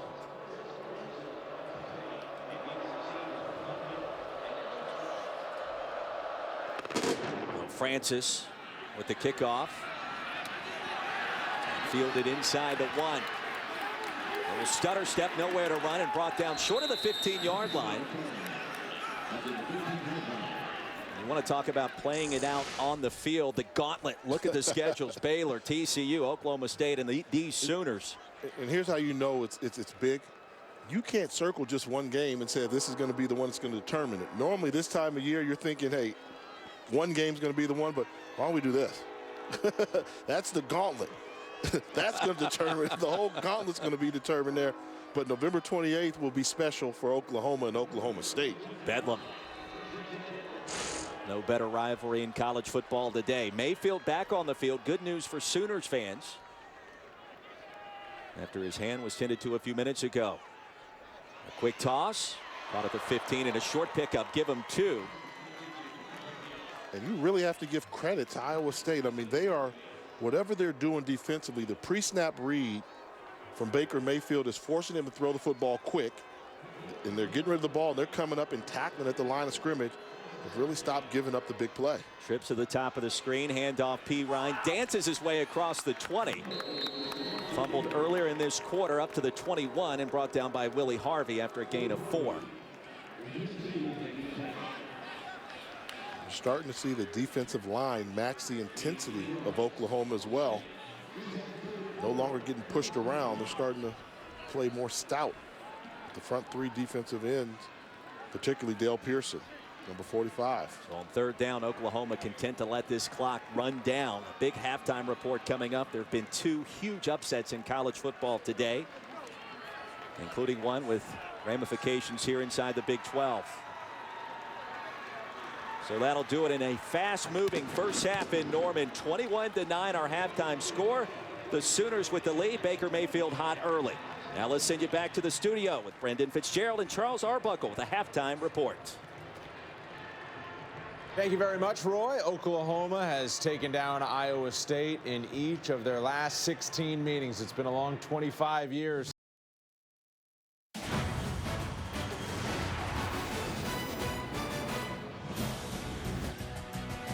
Back in Norman, our halftime score 21-9. Second half kickoff coming up moments from now. The razzle dazzle to start this one. The flea flicker. The early touchdown for the Sooners. And hi, everybody. Once again, Roy Philpott and Jay Walker on hand. We saw the razzle dazzle offensively, but the defense was dominant in the first 2 quarters, Jay. They've done a fantastic job of keeping Iowa State guessing in their coverages, in their penetration. It's been a real tough first half for Iowa State to get it going offensively. And they've done it a number of ways. You see right away establishing and not letting any outside perimeter runs. This defense is playing well. That's their 11th interception in the last 6 games. And the defensive line, I think, has really been the key. Constant control of the line of scrimmage, getting pressure on the quarterback, making it very tough for Joel Lanning. And I think coming in, they had a key. They were not going to allow the freshman sensation, Mike Warren, to run the football. They absolutely stuffed the run game for Iowa State. Dominating performance by the defensive line, and they've managed to keep the Cyclones out of the end zone. Just 136 total yards for the Cyclones in the first half. 17 on the ground for Mike Warren, who was just 46 away from reaching 1,000 coming into tonight. It all starts with the big guys on the inside, and what a luxury that Mike Stoops and the defensive coordinator have when they can just sick the dogs after them and stop the run with just 4 defensive linemen. Well, with all that being said, we still have a ball game, 21-9, plenty of time left. See if the Oklahoma offense heats up again. From the 2, and the near side run brought down at the 20. As we take a look at tonight's first half stats, brought to you by Pennzoil. Baker Mayfield, a fast start. You see 181 passing yards on the board, a couple of scores. Joel Lanning, his counterpart, trying to find some kind of rhythm. Hasn't happened just yet. And don't forget about Iowa State, 2-15 when rushing for 100 yards or less. Tonight, just 36, Jay. It's been tough, and I think if you're Lincoln Riley, the offensive coordinator for Oklahoma, you reset your game plan that you had coming into the game in the second half. Quick start. We saw Baker Mayfield slow down a little bit offensively. They need to reestablish that high energy level on offense. 4 wide receivers set. P. Ryan in the backfield. Mayfield, happy feet, and down he goes at the 15-yard line. He'll lose 6 on the play. And the Cyclones defense led by Jordan Harris with a sack. A fast start here in the 3rd quarter. Good job by the secondary. No place for Baker Mayfield to go with the football. All the red jerseys were covered. They're continuing to play great secondary defense, forcing Mayfield to throw short. Pressure off the edge, handoff P. Ryan, far side. And sandwiched after he gained 2. It was Jordan Harris once again. Do you get the sense of urgency, the energy level for Iowa State's really picked up on defense? To start off the game, they were shocked, and then instead of absorbing the blow, they started to deliver the blow towards the latter part of the first half. A big 3rd down coming up. 13 to go for the Sooners.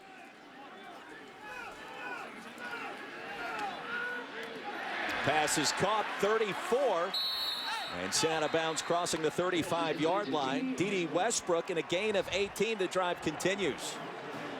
Great job schematically getting one-on-one with D.D. Westbrook versus the safety, Juan Floyd, in open space. Sooners were shut out in that second quarter after a fast 21 in the first. Perine again the ball carrier. And he'll gain 4. It'll make it 2nd and 6.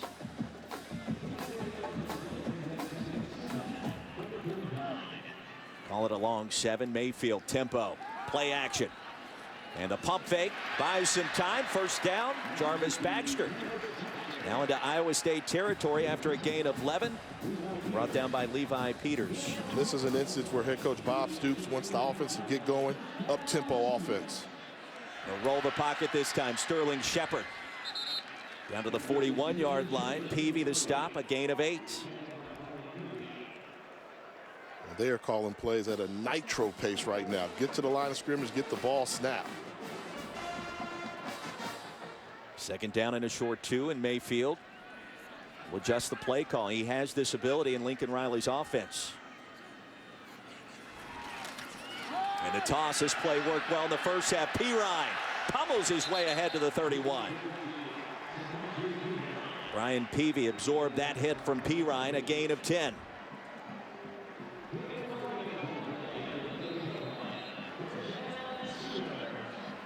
And welcome to Big 12 football. More tempo for the Sooners.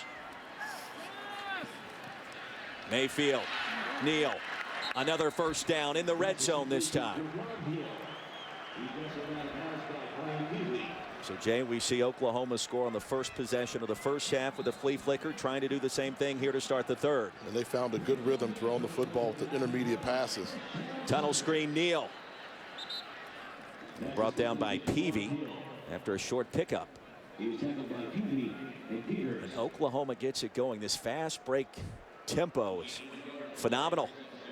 And it's all predicated off of Sterling Shepard. What is the defense going to do to him? And then they can make whatever calls they want for their adjustment. Iowa State shut out Texas a week ago. Gave up 21 first quarter points tonight. As Perine shifts. A play fake. Mayfield all day. Great job by the Cyclones secondary, and Mayfield shoved out of bounds. Gonna lose a couple of yards on the play. That was Thomas applying the backside pressure. And once again, take a look at the secondary. All the white jerseys playing zone, locking up man on man. There's nobody open. The wide receiver just thinks he's open. There's a safety behind him. No place to go with the football for Baker Mayfield. The Iowa State secondary has made some great adjustments, and you're starting to see the zone coverage cause trouble for Oklahoma's offense with their big play capabilities. The 11th play of the drive coming up. It's 3rd down and 11. Max protect. Mayfield flings it down the field, and it's incomplete. Trying to find Westbrook. Nigel Tribune in coverage. 4th down coming up.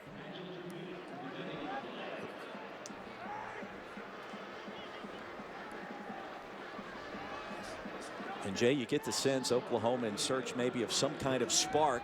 21-9 lead in a field goal. See what happens in this third quarter. It's been a bend but don't break defensive effort for Iowa State. And this will be a 37-yard attempt off the foot of Austin Siebert. Hit one off the upright earlier on the way and splits the uprights this time. Well, the Sooners tack on 3. 15-point advantage. 11:07 remaining in our third quarter. And it's that time of year. Don't forget about college basketball on ESPNU next Friday. It starts at 7 o'clock. Siena versus Duke, the defending national champion Blue Devils. LSU McNeese State coming up at 9. Of course, Ben Simmons, the highly touted recruit for the Tigers. A lot of excitement down there in the Bayou this year in basketball, Jay. What about Duke being ranked number 5, defending national champs? Well, I guess they lost Quinn Cook and Winslow, but it seems like college basketball starts coming and starts saying it's that Coach K time of year. Indeed.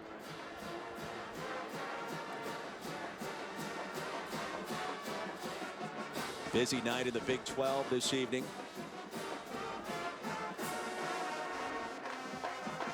fun evening so far for the Sooners fans. Some 82,000 strong. 103rd consecutive sellout here in Norman. And what a fantastic environment it is here in Norman.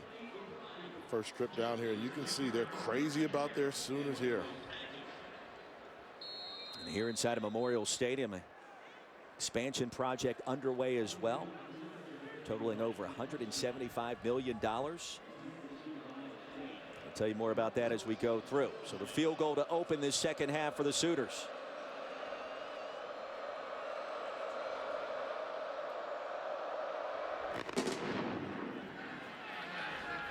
And hammered through the end zone as we check back in for another Big 12 update with Brendan Fitzgerald.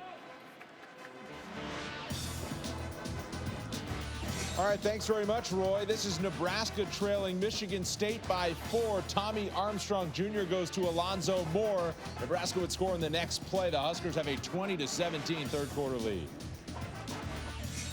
And also Memphis and Navy tied at 17 apiece. Keenan Reynolds to DeBrandon Sanders, the midshipman, on top of the Tigers in the third quarter. Back to you.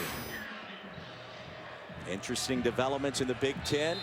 And also Keenan Reynolds getting the job done for the Naval Academy, Jay. Oh, nice double move. Landing down the field, caught inside of Oklahoma territory.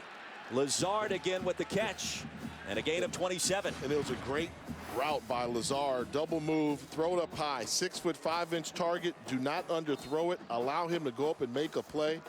Biggest improvement of the game for Alan Lazard from his freshman year to his sophomore year, coming down with the jump balls. You see the numbers on landing starting to improve. Lazard also an impressive first 2 quarters now in the books. Handoff to Warren. And a short pickup on first down. The stop made by Romar.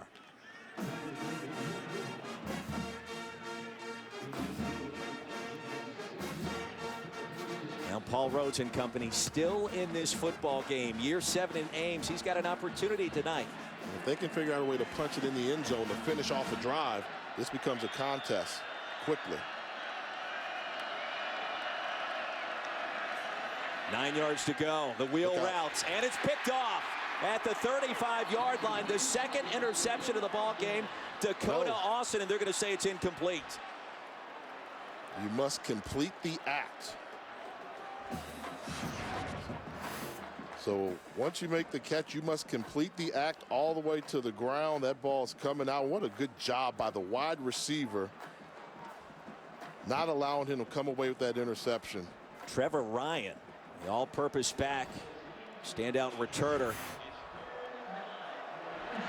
robbing Austin of his second pick of the ball game. Third down. Lanning keeps it alive. Backside pressure. Down he goes. Charles Tapper, his second sack of the night. And this is one where the sophomore quarterback has to realize you're taking on the University of Oklahoma. Once you make one miss, you better believe there's somebody else coming. Charles Tapper, they needed him to step up. He's had a good ball game so far tonight, his second sack. A loss of 7 on the play, Iowa State. And Colin Downing set to punt this one away once again.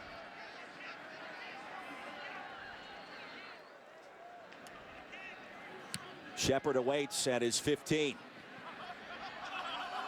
And signals the fair catch. He makes it inside the 20. Timeout on the field as we step aside. The Sooners by 15.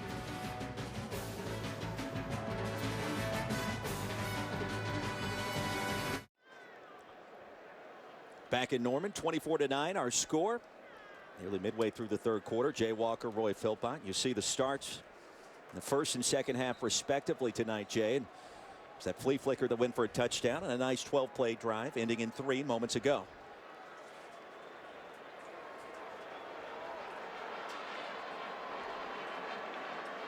And here comes the Baker back, joined by Samaje Perine in the backfield.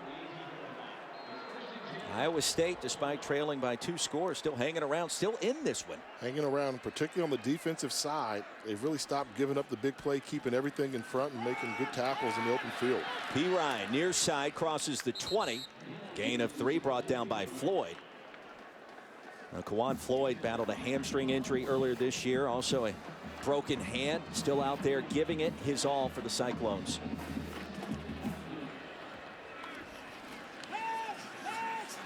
Fake to Mixon, pass caught by Westbrook.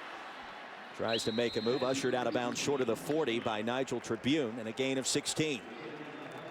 D.D. Westbrook's done a good job being that secondary receiver. You know that Sterling Shepard's going to get all the attention. D.D. Westbrook's done a good job beating one-on-one coverage, making some grabs tonight.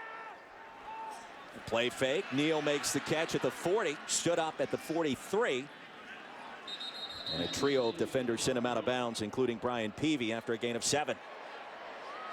Oklahoma trying to find some sparks here. And they're doing a good job taking what the defense is giving them. Obviously, Sterling Shepard's getting a lot of attention, double coverage, so they're going to where they get single receiver coverage, and that's where Shepard doing a good job with Westbrook. On second down, Mixon with some real estate, driven backwards up to the 50-yard line. That's good enough for a first down. Levi Peters the hit.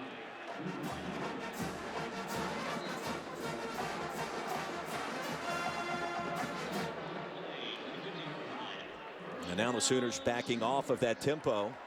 Should be pointed out we haven't had a touchdown scored since the first quarter, after a quick 21 on the board by Oklahoma.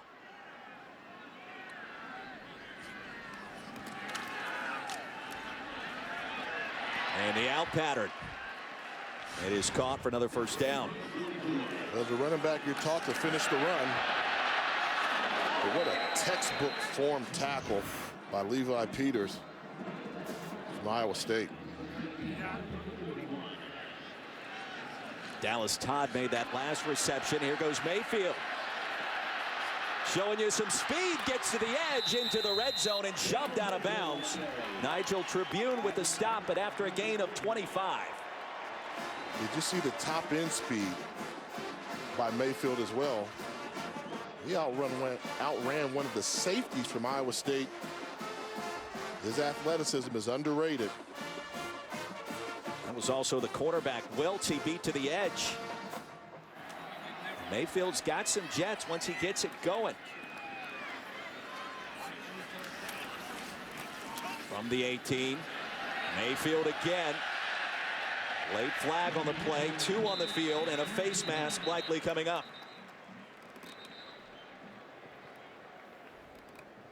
And Mayfield's been known to talk some trash. He's bringing the swagger back to this OU offense. Personal foul, face mask on number 2 of the defense. After this is to the goal, automatic first down. And you've got a quarterback that can move, and he's been running all night. That's clear. Clear face mask, trying to make the tackle from behind. Good job of securing the football by Mayfield, and fortunate no injury occurred on that play. It's Jordan Harris, the middle linebacker for the Cyclones. First and goal coming up for the Sooners. And a 6-man front. Handoff. P-Ryan, touchdown.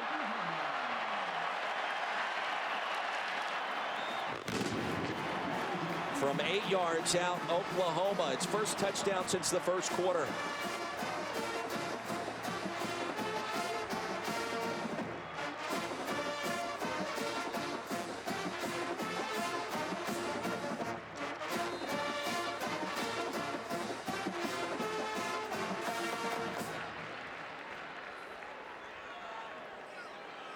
Siebert on for the extra point. Let's send you back to the studio for an LSU-Alabama update. Brendan. Roy, thank you very much. Alabama already had a 3-0 lead when Derrick Henry breaks off 40 yards right here. He wouldn't score, but Alabama would punch it in shortly after. 10-0 tied lead in the second quarter. Meanwhile, Ohio State is at home and taking on Minnesota. Scoreless in the second quarter until Mitch Leidner gets picked. Von Bell returns it for a touchdown. 7-0 Buckeyes. Back to you. A quick start for Ohio State and also the Crimson Tide. So take a look at that last drive by the Sooners. And it got going with Baker Mayfield calling his own number, getting to the outside. And look at the athleticism, able to get to the edge and outrun the cornerback. Takes a hit at the end of the run. When your quarterback's running, it opens up the running lane for your running backs. And you see Perrine in the end zone easily. Really impressed with the freshman tackles that we talked about earlier. That right side, that was Drew Samia clearing the hole. You could have pulled a freight train through that big hole on the right side. Well, Pirine now with 75 yards on the ground. You saw that 8-play, 82-yard drive for the Sooners. And a big-time answer with a team maybe looking for a spark to start this third quarter.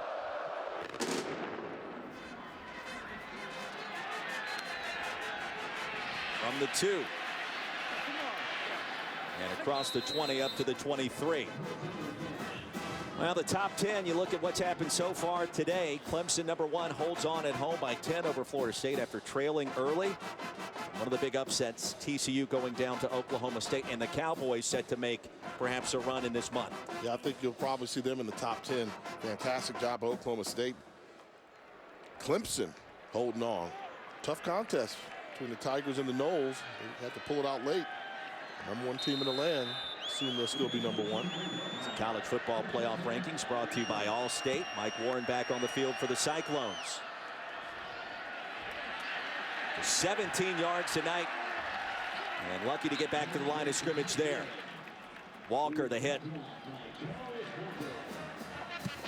If Oklahoma said there was one person that was not going to beat them tonight, it was the gentleman wearing #2 in white, Mike Warren. The defensive line has just had his number all day with outside help from the linebackers. Impressive performance by the run defense. Lanning with time. Surveys. And fires a strike. No, it's low and incomplete. Looking for Warren. Jordan Evans in coverage. You talk about Oklahoma defensively. They've been lights out since that loss to Texas back on October 10th. And as we mentioned at the get-go, they've run the table in the month of November starting tonight. A big-time opportunity for this team maybe to make an Ohio State-type run like what we saw last year. And they're so physical, they can play with anybody.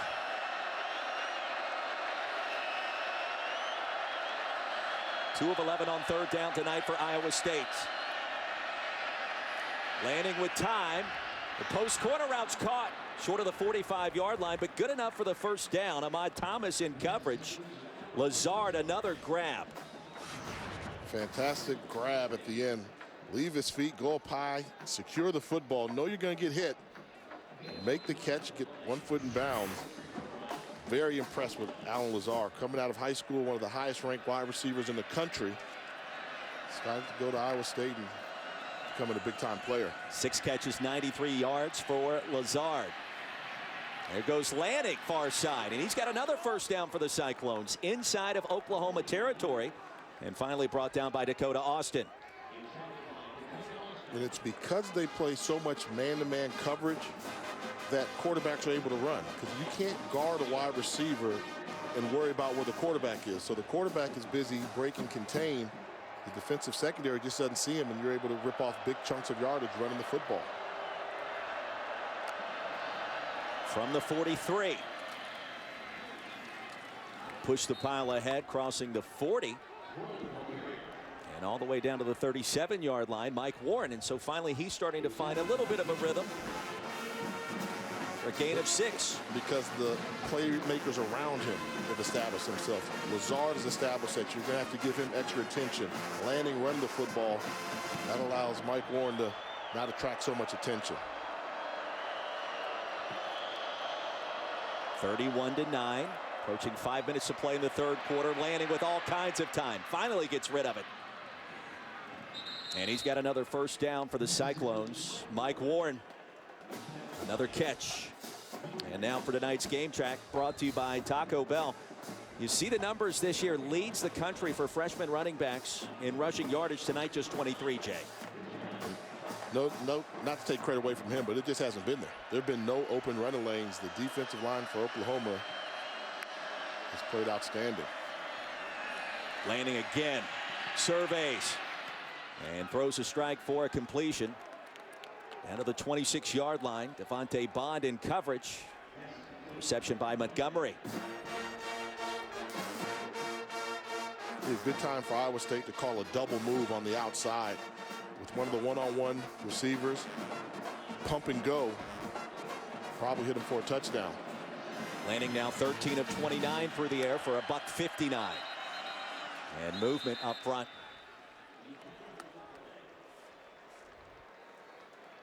Prior to the snap, false start on number 56 of the offense.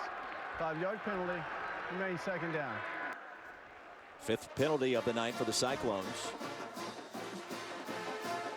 And Filbert Jr. again, the guilty party, was called for one in the first half. Filbert's normally a backup left tackle, called into the starting lineup because of the injury to Daniel Burton. So offensive coordinator Todd Sturdy's had to play musical chairs with his offensive line.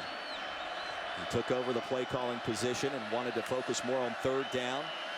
And also at quarterback in the run game. The swing pass, Warren near side and close to first down yardage. Let's see where they mark him out. And at the 24-yard line, he's going to be marked just short. Alexander in coverage, finally made the hit.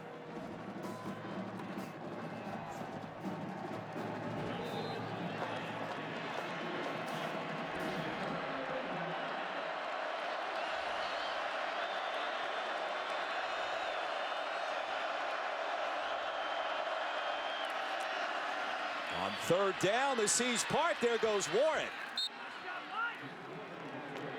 Did you see a little bit of that flash that makes him special? Watch him after he gets past the initial line of scrimmage. Watch his quick move. Right here. One step and cut. Ahmad Thomas coming up from the safety position. He tackled there. Oklahoma native, longest rush of the game, 12 yards, now with 35 tonight. And 11 short of 1,000 this season. First down, more importantly, for Iowa State.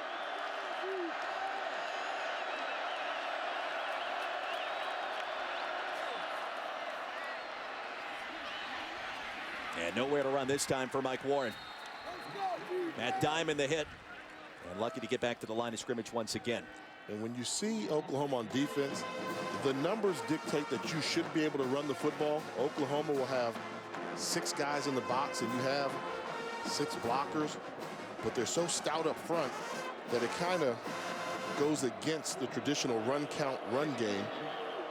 Oklahoma gets away with a lot of things that a number of teams cannot. 11th play of the drive coming up. Bundridge in motion. And Lanning looking his direction with time. He's late with the pass, but has it caught at the 6. And Lazard again with the catch, his 6th tonight after a gain of 6 yards.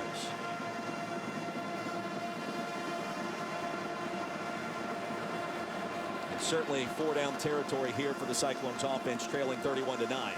Consider what the score dictates, but also depends on how close they get to that first down marker. You can also pick up a first down if you get it to the 2-yard line. Joshua Thomas checks in, has 6 touchdowns this season. He's a more physical running back than Warren. Picks up the blitz and the pass is incomplete. That play really doomed from the get-go, Jay. Trying to run a little quick sprint. The timing was off. See here, it looks like Paul Rhodes is going to let to go for it rather than take the field goal. Trailing by 22, really no other choice. 2 words, 6'5". Find the 6'5" wide receiver. Lazard at the bottom of the screen. And they'll roll the pocket the other way towards the end zone. Tipped and incomplete. Jordan Evans with the play of the day so far for the OU defense. 1st and 10 coming up for the Sooners when we return.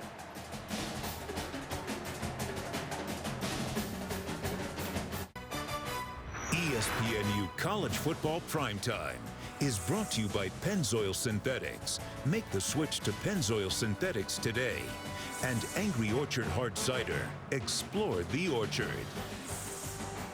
Well, look at the future of Oklahoma Memorial Stadium as they enhance the south end zone, enclosing that section here in Norman.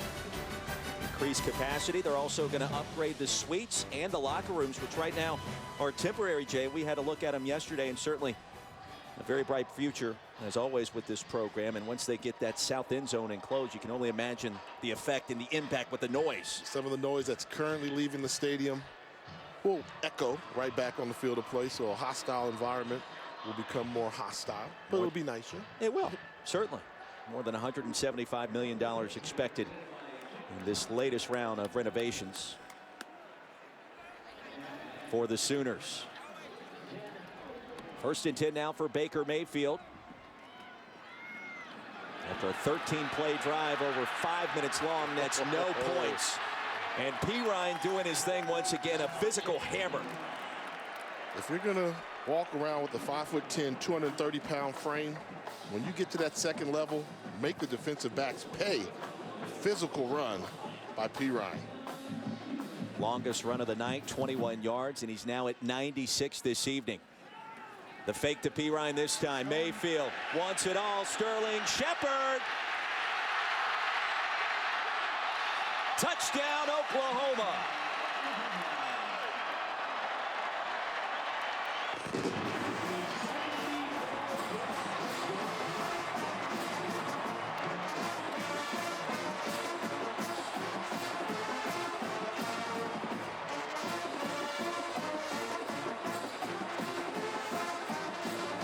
Well, he was injured on the first play from scrimmage for the OU offense last year up in Ames.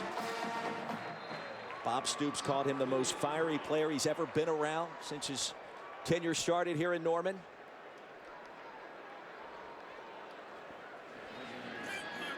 And Shepard, a first-team Big 12 performer last year. A beast once again tonight, Jay. One of the most dynamic playmakers in college football, one-on-one with the safety. Not going to happen. Flies by him, Shepard in for the score.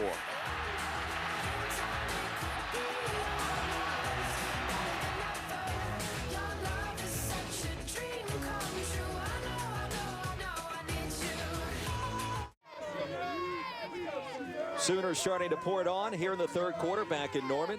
Jay Walker, Roy Philpott, glad you could join us tonight. 1:05 remaining in the third quarter. Sooners, you feel like, Jay, can turn it on when they want to in this current 3 and perhaps now 4-game winning streak. I mean, they're so good. And they have the power running back. They can pound the football when they want to. But I'm really impressed with their explosive play potential, the big plays. And Sterling Shepard's a huge part of that. That last play, a 74-yard scoring strike, and Baker Mayfield has had a bunch of big plays tonight.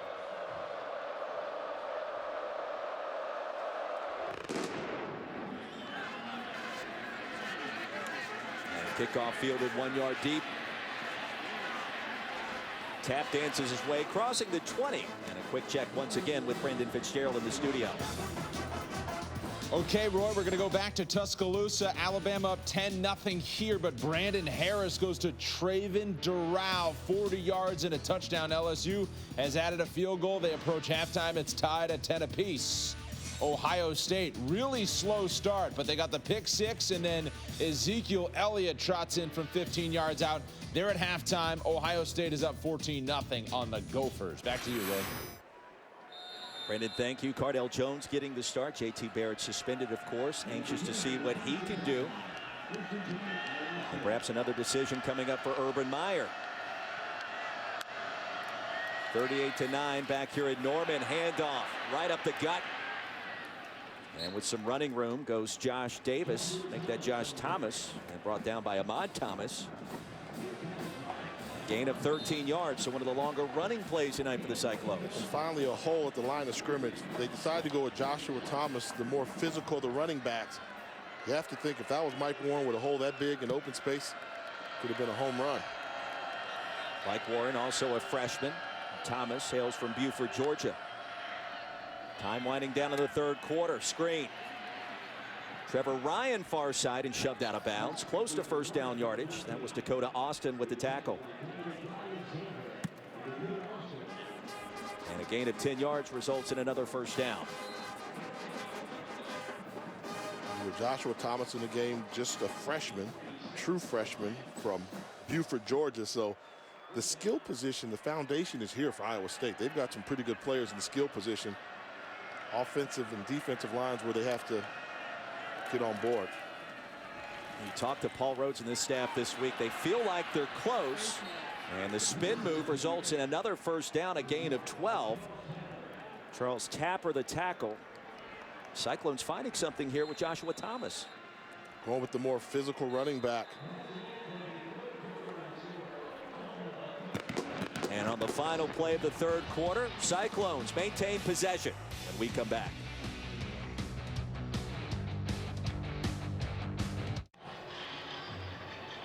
Start of the fourth quarter, 38-9 our score. Number 15 Oklahoma with the lead against the Cyclones. An interesting week. The force is strong with the Sooners head coach. There's Bob Stoops, Yoda on Halloween. Jay celebrating the 62-7 win against Kansas. And then oops, earlier this week, Twitter with the bus, the statue. Nobody knew about it. It's not even covered. What a week. You know, you could probably go to like 48 of the 50 states and folks wouldn't know who that statue was. But in Oklahoma, that statue was spotted. Oh, it didn't take long for social media to pick up on it. And Bob Stoops, as the rest of the Oklahoma faithful, surprised when that picture first surfaced. And the first down handoff, Thomas, a carry of 8. And Thomas is coming and giving them a spark. Offensively running the football with his more physical style. Holes don't have to be as large, and I don't know if it's a matter of Oklahoma realizing Mike Warren's in the game and changing up their defensive scheme. But Thomas has had success running the football. Just 6 carries, but more yards already than Mike Warren. Thomas now at 36 tonight. And he'll get the call again. Second down and short, stacked up at the line of scrimmage. Jordan Evans, the initial contact. Now, the one thing you look at, Jay, you're trying to find a championship team. Can they win in different ways? And Oklahoma certainly has got the offense to do it, but the defense this last month or so, since the loss to Texas, has come on strong as well. Playing well, only giving up an average 18 points a game. And you talk to many people, they'll tell you it's the most physical defense in the Big 12. 4 out of 16 on third down tonight for the Cyclones. Ryan in motion, handoff Thomas. A physical punishing run, crosses the 30, and a gain of 2 brought down by Alexander. And that was a great second effort. The initial contact was behind the line of scrimmage, but because of the style of running the football by Joshua Thomas, able to get his momentum going and cross the line of scrimmage and pick up the first down. Well, the drive continues. Warren back on the field for Iowa State.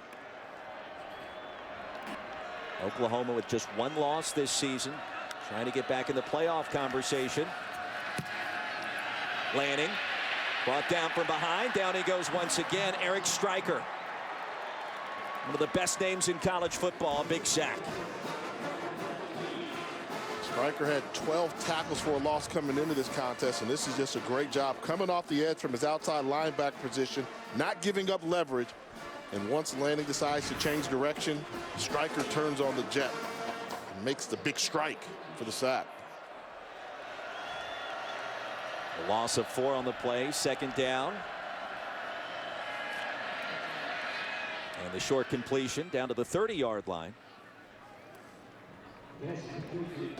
Pass caught by the backup wide receiver Carson Epps. Well, third down and 10, you got to think Iowa State thinking about 2 downs to pick up this first down, Jay. That's been their mentality the entire second half, so no need for them to change. And knowing that, you don't have to throw for the first down, meaning throw the ball beyond 10 yards downfield. You can throw the ball underneath, maybe make a guy miss, pick up the first down, knowing you're going to go for it again on 4th down. 9th play of the drive coming up from the 30. Lanning bobbled the snap. Here comes Stryker, and the pass incomplete. Now the backside pressure too much that time for Joel Lanning. And Lanning could have run from a couple people, but trying to run away from this guy right here, not going to happen. Eric Stryker, watch the pursuit, gets a great jump. Lanning sees him, tries to take off. Too much speed from Eric Stryker, not going to get away from him. Senior out of Tampa, Florida. What a career he has had here in Norman. And certainly a great future awaits him at the next level. And the little things show up. Did you notice how he timed the snap count? So he's already fast, but the football IQ, he was able to anticipate and get a good jump on the ball. On 4th down, here's the pressure. Lanning And a floated downfield, out of bounds, incomplete. No flags on the play. 1st and 10 coming up for OU. The 38-9 lead.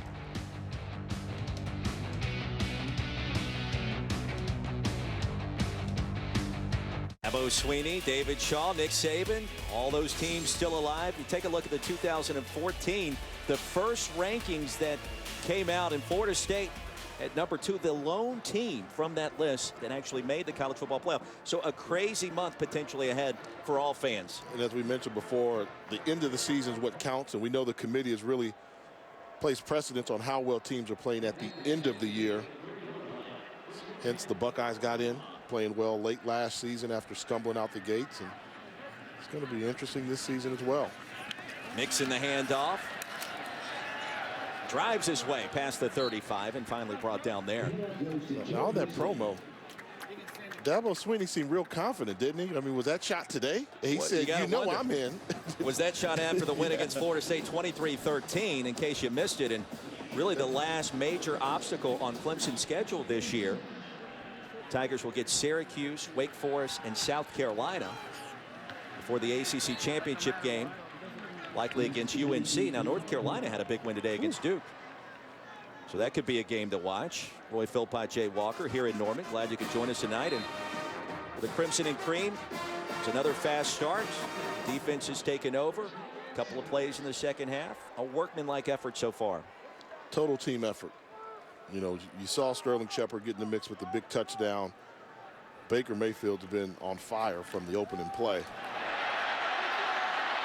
And Mixon into Iowa State territory, weaves his way to the end zone. Touchdown, Oklahoma. From 57 yards out.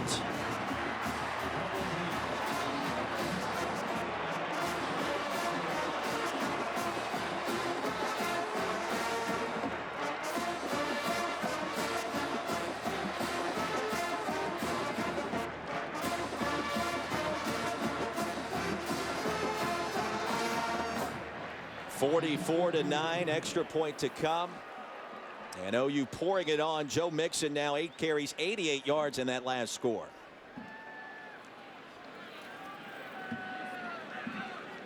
Austin Siebert on for the PAT. Kick is up. It is good. Big second half for Boomer Sooner tonight. Running back by committee, Joe Mixon averages 6 yards a carry. That's going to go up after this.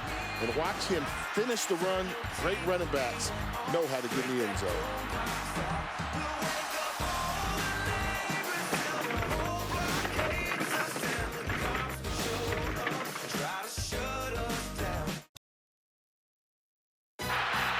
ESPNU College Football Primetime is brought to you by Geico. 15 minutes could save you 15% or more on car insurance. A swagger is back in Norman, Oklahoma. 45-9 the score. 11:19 remaining in the game. Jay Walker, Roy Philpott. Baker Mayfield really igniting this OU offense, and defensively, Sooners show up once again. Had a fun conversation with Mike Stoops yesterday, and just like his brother Bob, they seem to have that look in their eye that they feel like a run could be in order this month. And I think it all stems from lessons learned. You know, when you lose a football game, that's tough, but what do you learn from it? They learn you have to protect your quarterback a little bit better, and then the defense learned a lesson about how you defend mobile quarterbacks. It's not how you start the season, it's where you finish, and right now Oklahoma's playing very good football. From the 5 and surrounded at the 15. Parker with the stop, and a reminder, volleyball heads your way Thursday, November 12th at 11 o'clock. Stanford versus Washington right here on ESPNU.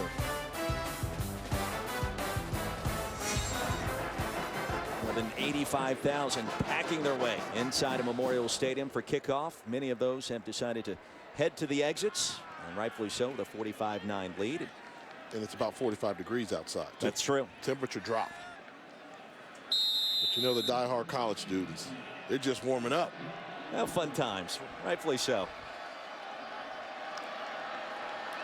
Mike Warren checks back in, trying to eclipse the 1,000-yard mark tonight on the ground as a freshman. Brought down once again by Charles Walker. No gain on the play. The name we've called on a consistent basis: Charles Walker, Matthew Romar, Charles Tapper. I mean, they've played fantastic football games on that defensive line. And then you throw in Eric Stryker, and you're talking about a defense that has dominated the line of scrimmage. From the 16, Lanning with time. Crossing patterns caught 1 yard short of first down yardage. Carson Epps, third catch of the ball game, and brought down by Jordan Thomas. Carson Epps from Chinks, Oklahoma, so he gets an opportunity to come back home and play in his home state. He, along with Mike Warren, Oklahoma natives. And Warren bounced around a lot as a youngster. His family in the military, settled down in Lawton. Bob Stoops said this week that he was on their recruiting board at running back, but perhaps just past Samaje Perine and also Joe Mixon. Talented backs. The thing that's impressive about him, he played defensive end in high school up until his senior year. Those type of guys, you just call them football players. In the flats looking for Epps, nothing doing. Warren 46 yards short of 1,000 coming into this game tonight.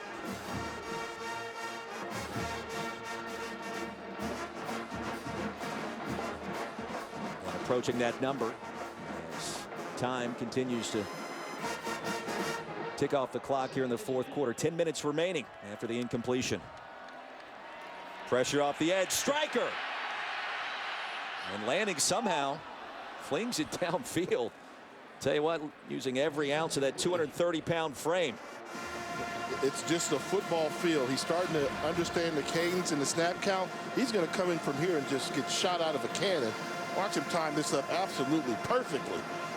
Nothing you can do. You know, you almost say as a quarterback, that's on you. If you allow a defensive player to get that much momentum going towards the line of scrimmage, there's nothing that your right tackle, Jake Campos, can do when a speed rusher gets that type of jump. Got to vary the cadence at some point in time. Joshua Thomas on the field. Third down.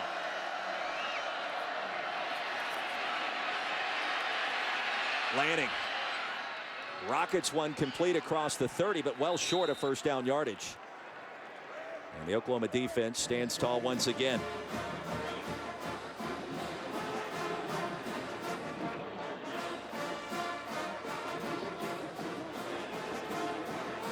Now the Sooners will travel down to Waco, Texas for their next contest against Baylor. What a game that should be after a win here tonight, Jay. And they've got the tools to do it. You say Baylor likes to score a lot of points, but if you can't block them, you have to change your offensive game plan, and that's why it's going to be such an interesting matchup because of the physical nature of Oklahoma football. Downing hits this one off the side of his foot and floats out of bounds at the 40. 45-9 our score here in Norman. Fourth quarter continues next.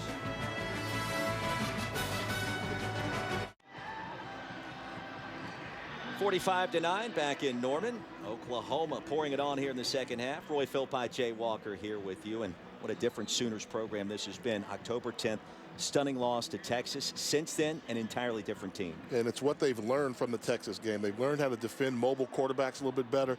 Realize they can run the football. They can throw it with anybody, but they can run the football as well. The emergence of the running game has really helped make this a dominating football team. Sooners now with possession after the Iowa State punt, and a new quarterback to tell you about as Trevor Knight checks in for the first time. And a hop, skip, and a jump far side off to the races, and a touchdown for Oklahoma from 55 yards out. Mark Andrews the touchdown, and the Sooners strike again.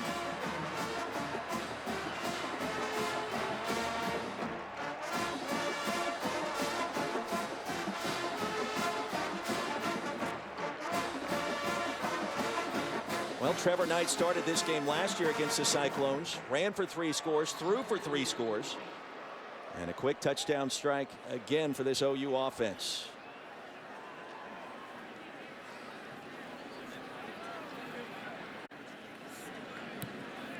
Austin Siebert remains perfect. His point after touchdowns this season. And Knight's going to get the ball to Andrews, and good job getting it to him. One thing about Andrews, you talk about the athleticism of Oklahoma. This is a tight end, 6'5", 245-pound redshirt freshman from Scottsdale, Arizona, showing you he's got the size along with the athleticism. And you're a backup quarterback, you know what, you come in and you say, this is easy. Well, how about this? How coincidental. First pass from Baker Mayfield tonight was touchdown. Flea flicker. First pass from Trevor Knight was touchdown. Is that an offense that's in sync? Well, it certainly is. That's one of the things we took away from our conversations with this OU coaching staff this week, and it sounds simplistic, but the play callers are in the zone. This team is in the zone. Again, after that loss to Texas, everything just feels different here. And keep in mind, this is offensive coordinator Lincoln Riley's first year with the program. So there's going to be a mesh period there, which you have to understand your personnel, what you truly have. And I know we've talked about the success since the Texas loss, but I think also having an offensive coordinator that truly knows his personnel and what he's dealing with, I think that has something to do with what we're seeing right now from Oklahoma. 52-9 the score, under 9 minutes to play. And the Sooners pouring it on here inside of Memorial Stadium.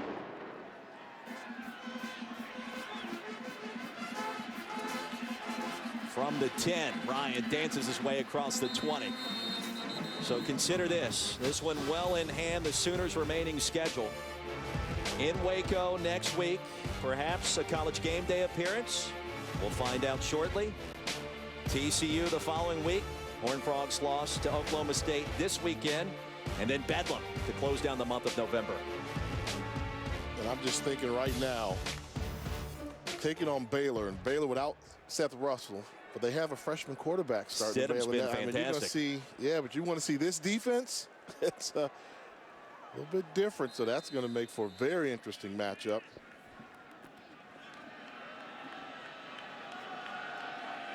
First down and 10 once again for the Cyclones. Lanning back on the field.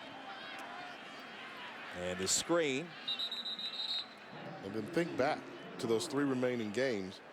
So Baylor's not the same team they were, let's say, 2 weeks ago, because they've got a new quarterback change. TCU's not the team they were just starting today, because they've been beat by Oklahoma State. But the team that you have to deal with, Oklahoma State, your in-state rival, they're playing the best football at all of them. So Oklahoma's going to have to earn it. When you think about what Oklahoma State has accomplished this year, a lot of close wins early. That's also a team that not only is continuing to peak, but has a lot of confidence in close contests. Daly made the catch, good enough for the Iowa State first down. Let the countdown begin to that game, but you got 2 more to play after this one to make that one as big as it could be.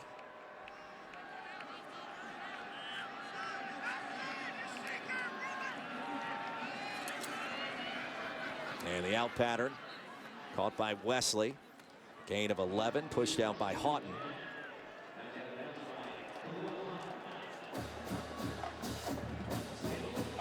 You have to ask yourself, the Big 12 schedule makers, and you have this schedule so backloaded. If you played some of those games perhaps earlier, you could give Baylor or Oklahoma with a 1 loss perhaps a little bit of time to recover. The league was left out of the college football playoff a season ago. Much controversy as Baylor and TCU both had 1 loss. Anxious to see how this plays out. And I don't think they felt any better when the first rankings come out. You've got some undefeated teams that are left out of the top 4, actually the top 5. Their highest ranked team was number 6. So yeah, definitely feel that the Big 12 thinks there's a chip on their shoulder. They're playing with the chip on their shoulder, and this is all going to be interesting. There's only room for 4.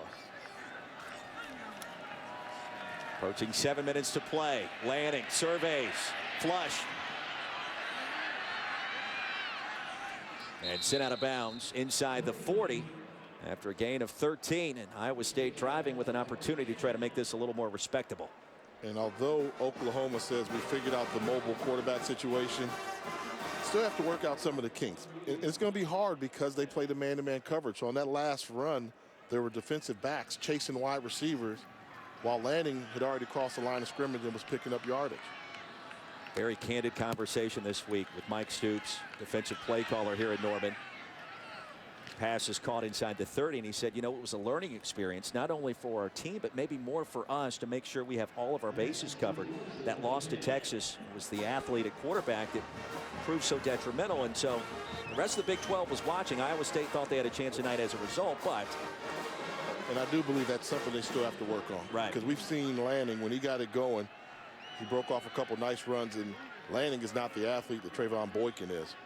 So with TCU coming, you know they have to place added emphasis on containing the quarterback. Mike Warren gets the first down after the catch by Wesley.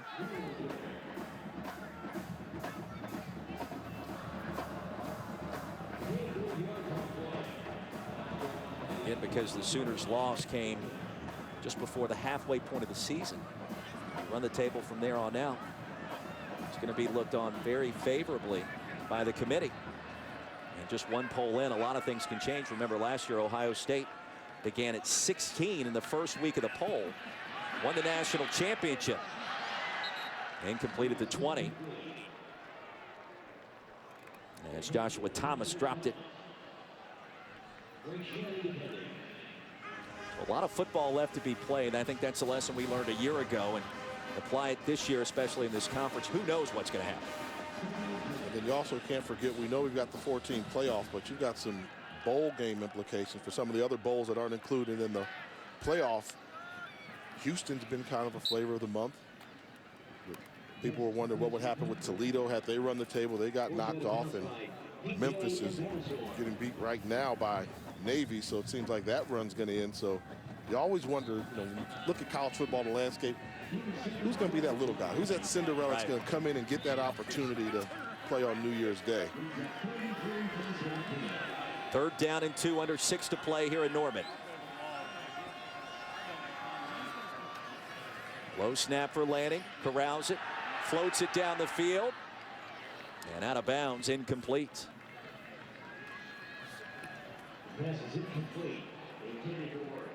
When you think about the teams potentially eliminated today, Memphis with a loss out of the playoff conversation, assuming Navy holds on. Ole Miss also was defeated by Arkansas by a point on a 2-point play. You got to figure they're out of the mix. And then how does that affect Alabama? Because Ole Miss beat Alabama. Right. So you start looking at, you know, those opponents. So a lot of different formulas go into this, and it's no perfect formula for it. Pitch and catch. Lazard shoved out of bounds. And a first down for the Cyclones. You talk about a team like Florida, which is being viewed as now a playoff contender. They beat Vanderbilt really on a last-second field goal, 9-7 at home. And they clinched a berth in the SEC championship. And I don't know if that's how you want to clinch a berth looking as poor as they did. 9-7 to a Vanderbilt team led by head coach Derek Mason, which is really struggling. Florida offensively, they need to get it together. 12th play of the drive towards the back corner and incomplete. Looking for Bundridge. That's why we love this sport so much. You just never know, and perhaps another team like a Florida and Oklahoma can rise and have a chance. And I think in college football today, with losses, you know, being so scrutinized so much, it's always those trap games that you fear. And so you talk to Oklahoma, they thought that Texas was a trap game. And this could have been a trap game as well, but the Sooners avoided it. Same play, back end zone, and he makes a grab. Touchdown, Iowa State. DeVario Montgomery the catch, and the Cyclones reach pay dirt for the first time, pending a replay review. And you mentioned they went right back to the same play, took a little air off the throw, makes the catch, right foot in. That's all you need in college football. Did he get the 1 foot? Yes, he did. And possession. Touchdown. No replay needed. Some fancy footwork that time by DeVario Montgomery. One of the big receivers that I thought they should have used earlier, 6 feet 6 inches. 52-16 our score. Back at Norman after this. ESPN, home of the college football playoff.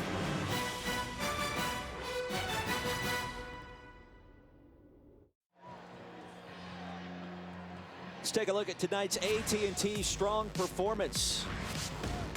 The defense, Oklahoma finding a way to keep the offense of Iowa State out of the end zone. They did it by stopping the run. They got the sacks. They got the turnovers and the interceptions. It's a great job on display by Oklahoma with their strong performance. And Dakota Austin, backup corner, shoved into starting duties because of the injury to Zach Sanchez. Approaching double-digit tackles, also an interception. Nearly had another one back in the second quarter.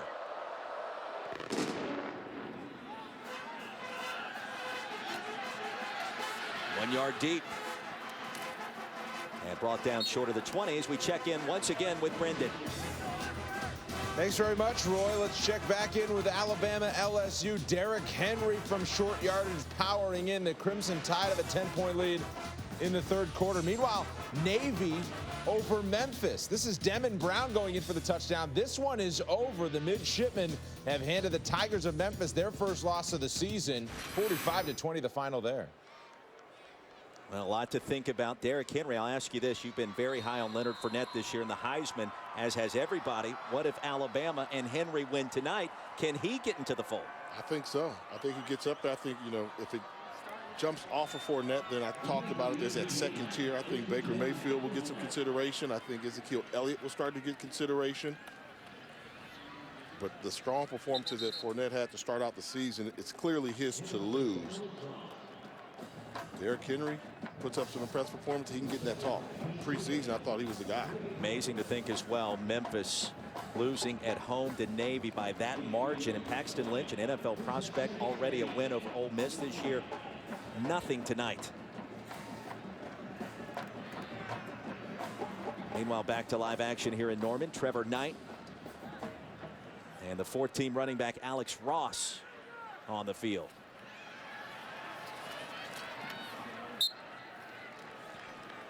And the catch made with a stop by Northrup. And Oklahoma deep into his bench right now, Jay. It's Grant Botham makes the catch. You know, the fans here, they love this. They get to see some of these folks that they go after and recruit. Maybe not getting a lot of minutes during the heat of the moment in the game, but, you know, this is what you want to see. The guys that are developing and coming here to Norman for the first time. You can tell. You've always heard about the love of Sooner Nation for this football team, but it is deep. Up to the 40-yard line, drive continues. A stop made by Floyd and Alex Ross. Some production off the OU bench. You played in college in the NFL, obviously. Your backups get some much-needed playing time. It does wonders for the chemistry of a team, does it not? It does, and give them something you can grade on. I mean, it's always tough just to be a practice All-American. You want to see if what you do in practice you can bring onto the field. In this case here, Knighton needs some snaps. You know, especially in college football today, everybody's learning you really don't want to be dependent on having just one quarterback. It's great to have that stud at the quarterback position, but start getting wore down. You want to make sure you've got a number 2 guy that can run your offense. Trevor Knight, of course, the starter last season. We mentioned it as well against Iowa State. He threw for 3 touchdowns, ran for 3 more. And what a luxury for Bob Stoops and Lincoln Riley to have both him and, of course, Baker Mayfield coming down the stretch just in case the unthinkable occurs to the starter. And I give a lot of credit to Bob Stoops. You know, going out getting Lincoln Riley, he realized he had been defending these wide open pass attacks, and he said, I want that offense. And he said, I didn't necessarily want the Mike Leach offense. I wanted the Hal Mummy type offense, and went and got Lincoln Riley. And Lincoln Riley, as we've heard, you know, around the grapevine, he's going to be a head coach pretty soon. But right now, this mesh is starting to come together. Daniel Brooks checks in for the first time. And near side shoved out of bounds in Iowa State territory. Lincoln Riley, just 32 years old. Longtime assistant at Texas Tech under Mike Leach. Ended up at East Carolina. Successful stint there for a couple of seasons. He told us yesterday he got the phone call from Bob Stoops. It was almost surreal how it all went down. He was what, with his father-in-law? So he's with his father-in-law in a taxi on the ride home from the airport and coming from a bowl game, and he says, hey, I just got offered a job at Oklahoma. And I said, well, I'm sure your father-in-law was very impressed with that. How could he not be, right? Give you some brownie points. Here's Brooks. Some tough running between the tackles. But what you like about him, the demeanor. You know, when you talk to him and you understand, you get it. His father was a football coach. He knew at an early age he wanted to be a football coach and took advantage of the situation. He was a beneficiary of going to Texas Tech, learning the Mike Leach throwing the football type system that was creative and innovative, and he mastered it. And now he's one of the hottest names in coaching in terms of up-and-comers. What is he, 30, 32? 32 years Wow. old. What were you doing when you were 32, Roy? You don't want to know. On second down, Oklahoma pouring it on in this second half. And Brooks, the first down carry as time winds down. And Lincoln Riley, you can only imagine what the future holds for him, but he's got big plans this year. This offense finding its rhythm, its groove, and they're going to be a factor this month in the Big 12 race. They're going to need to score some points. This is an offense that came into tonight's game averaging 45 points a game. But as everybody knows, that was against some of the lesser teams in the Big 12. The big boys are coming up, all in consecutive weeks. It may take more than 45 to beat Baylor and Waco next week, even with Stidham replacing the injured Seth Russell. That game has already been announced. 8 o'clock Eastern on ABC, 7 o'clock local time. Brooks caught by the shoestrings just short of the end zone by Kawan Floyd. You got to wonder, is game day going to make a trip down to Waco next weekend? Why not? I promise you there'll be at least one of those 3 games that are coming up. You never know which one, but the place will be electric. The clock winding down. You got to think Oklahoma perhaps just content to kneel on this one. The victory formation it is, so a big win for the Sooners tonight. Jay, final thoughts on what we've seen? As good as advertised. I mean, we heard that from all the coaches they could be the most physical team in the Big 12, and I have no reason to doubt it. Dominating defensive line, Sterling Shepard's legit, and Baker Mayfield, he's going to sneak into that Heisman discussion. Watch it. He's been red hot, and now this 4-game winning streak. Final score tonight, 52-16. Oklahoma victorious. Now let's send you back to the studio with Brendan Fitzgerald and Charles Arbuckle. So long from Norman, Oklahoma. Roy, well done. Thank you very much. 21 points in the first quarter for Oklahoma, 31 points in the second half. The Sooners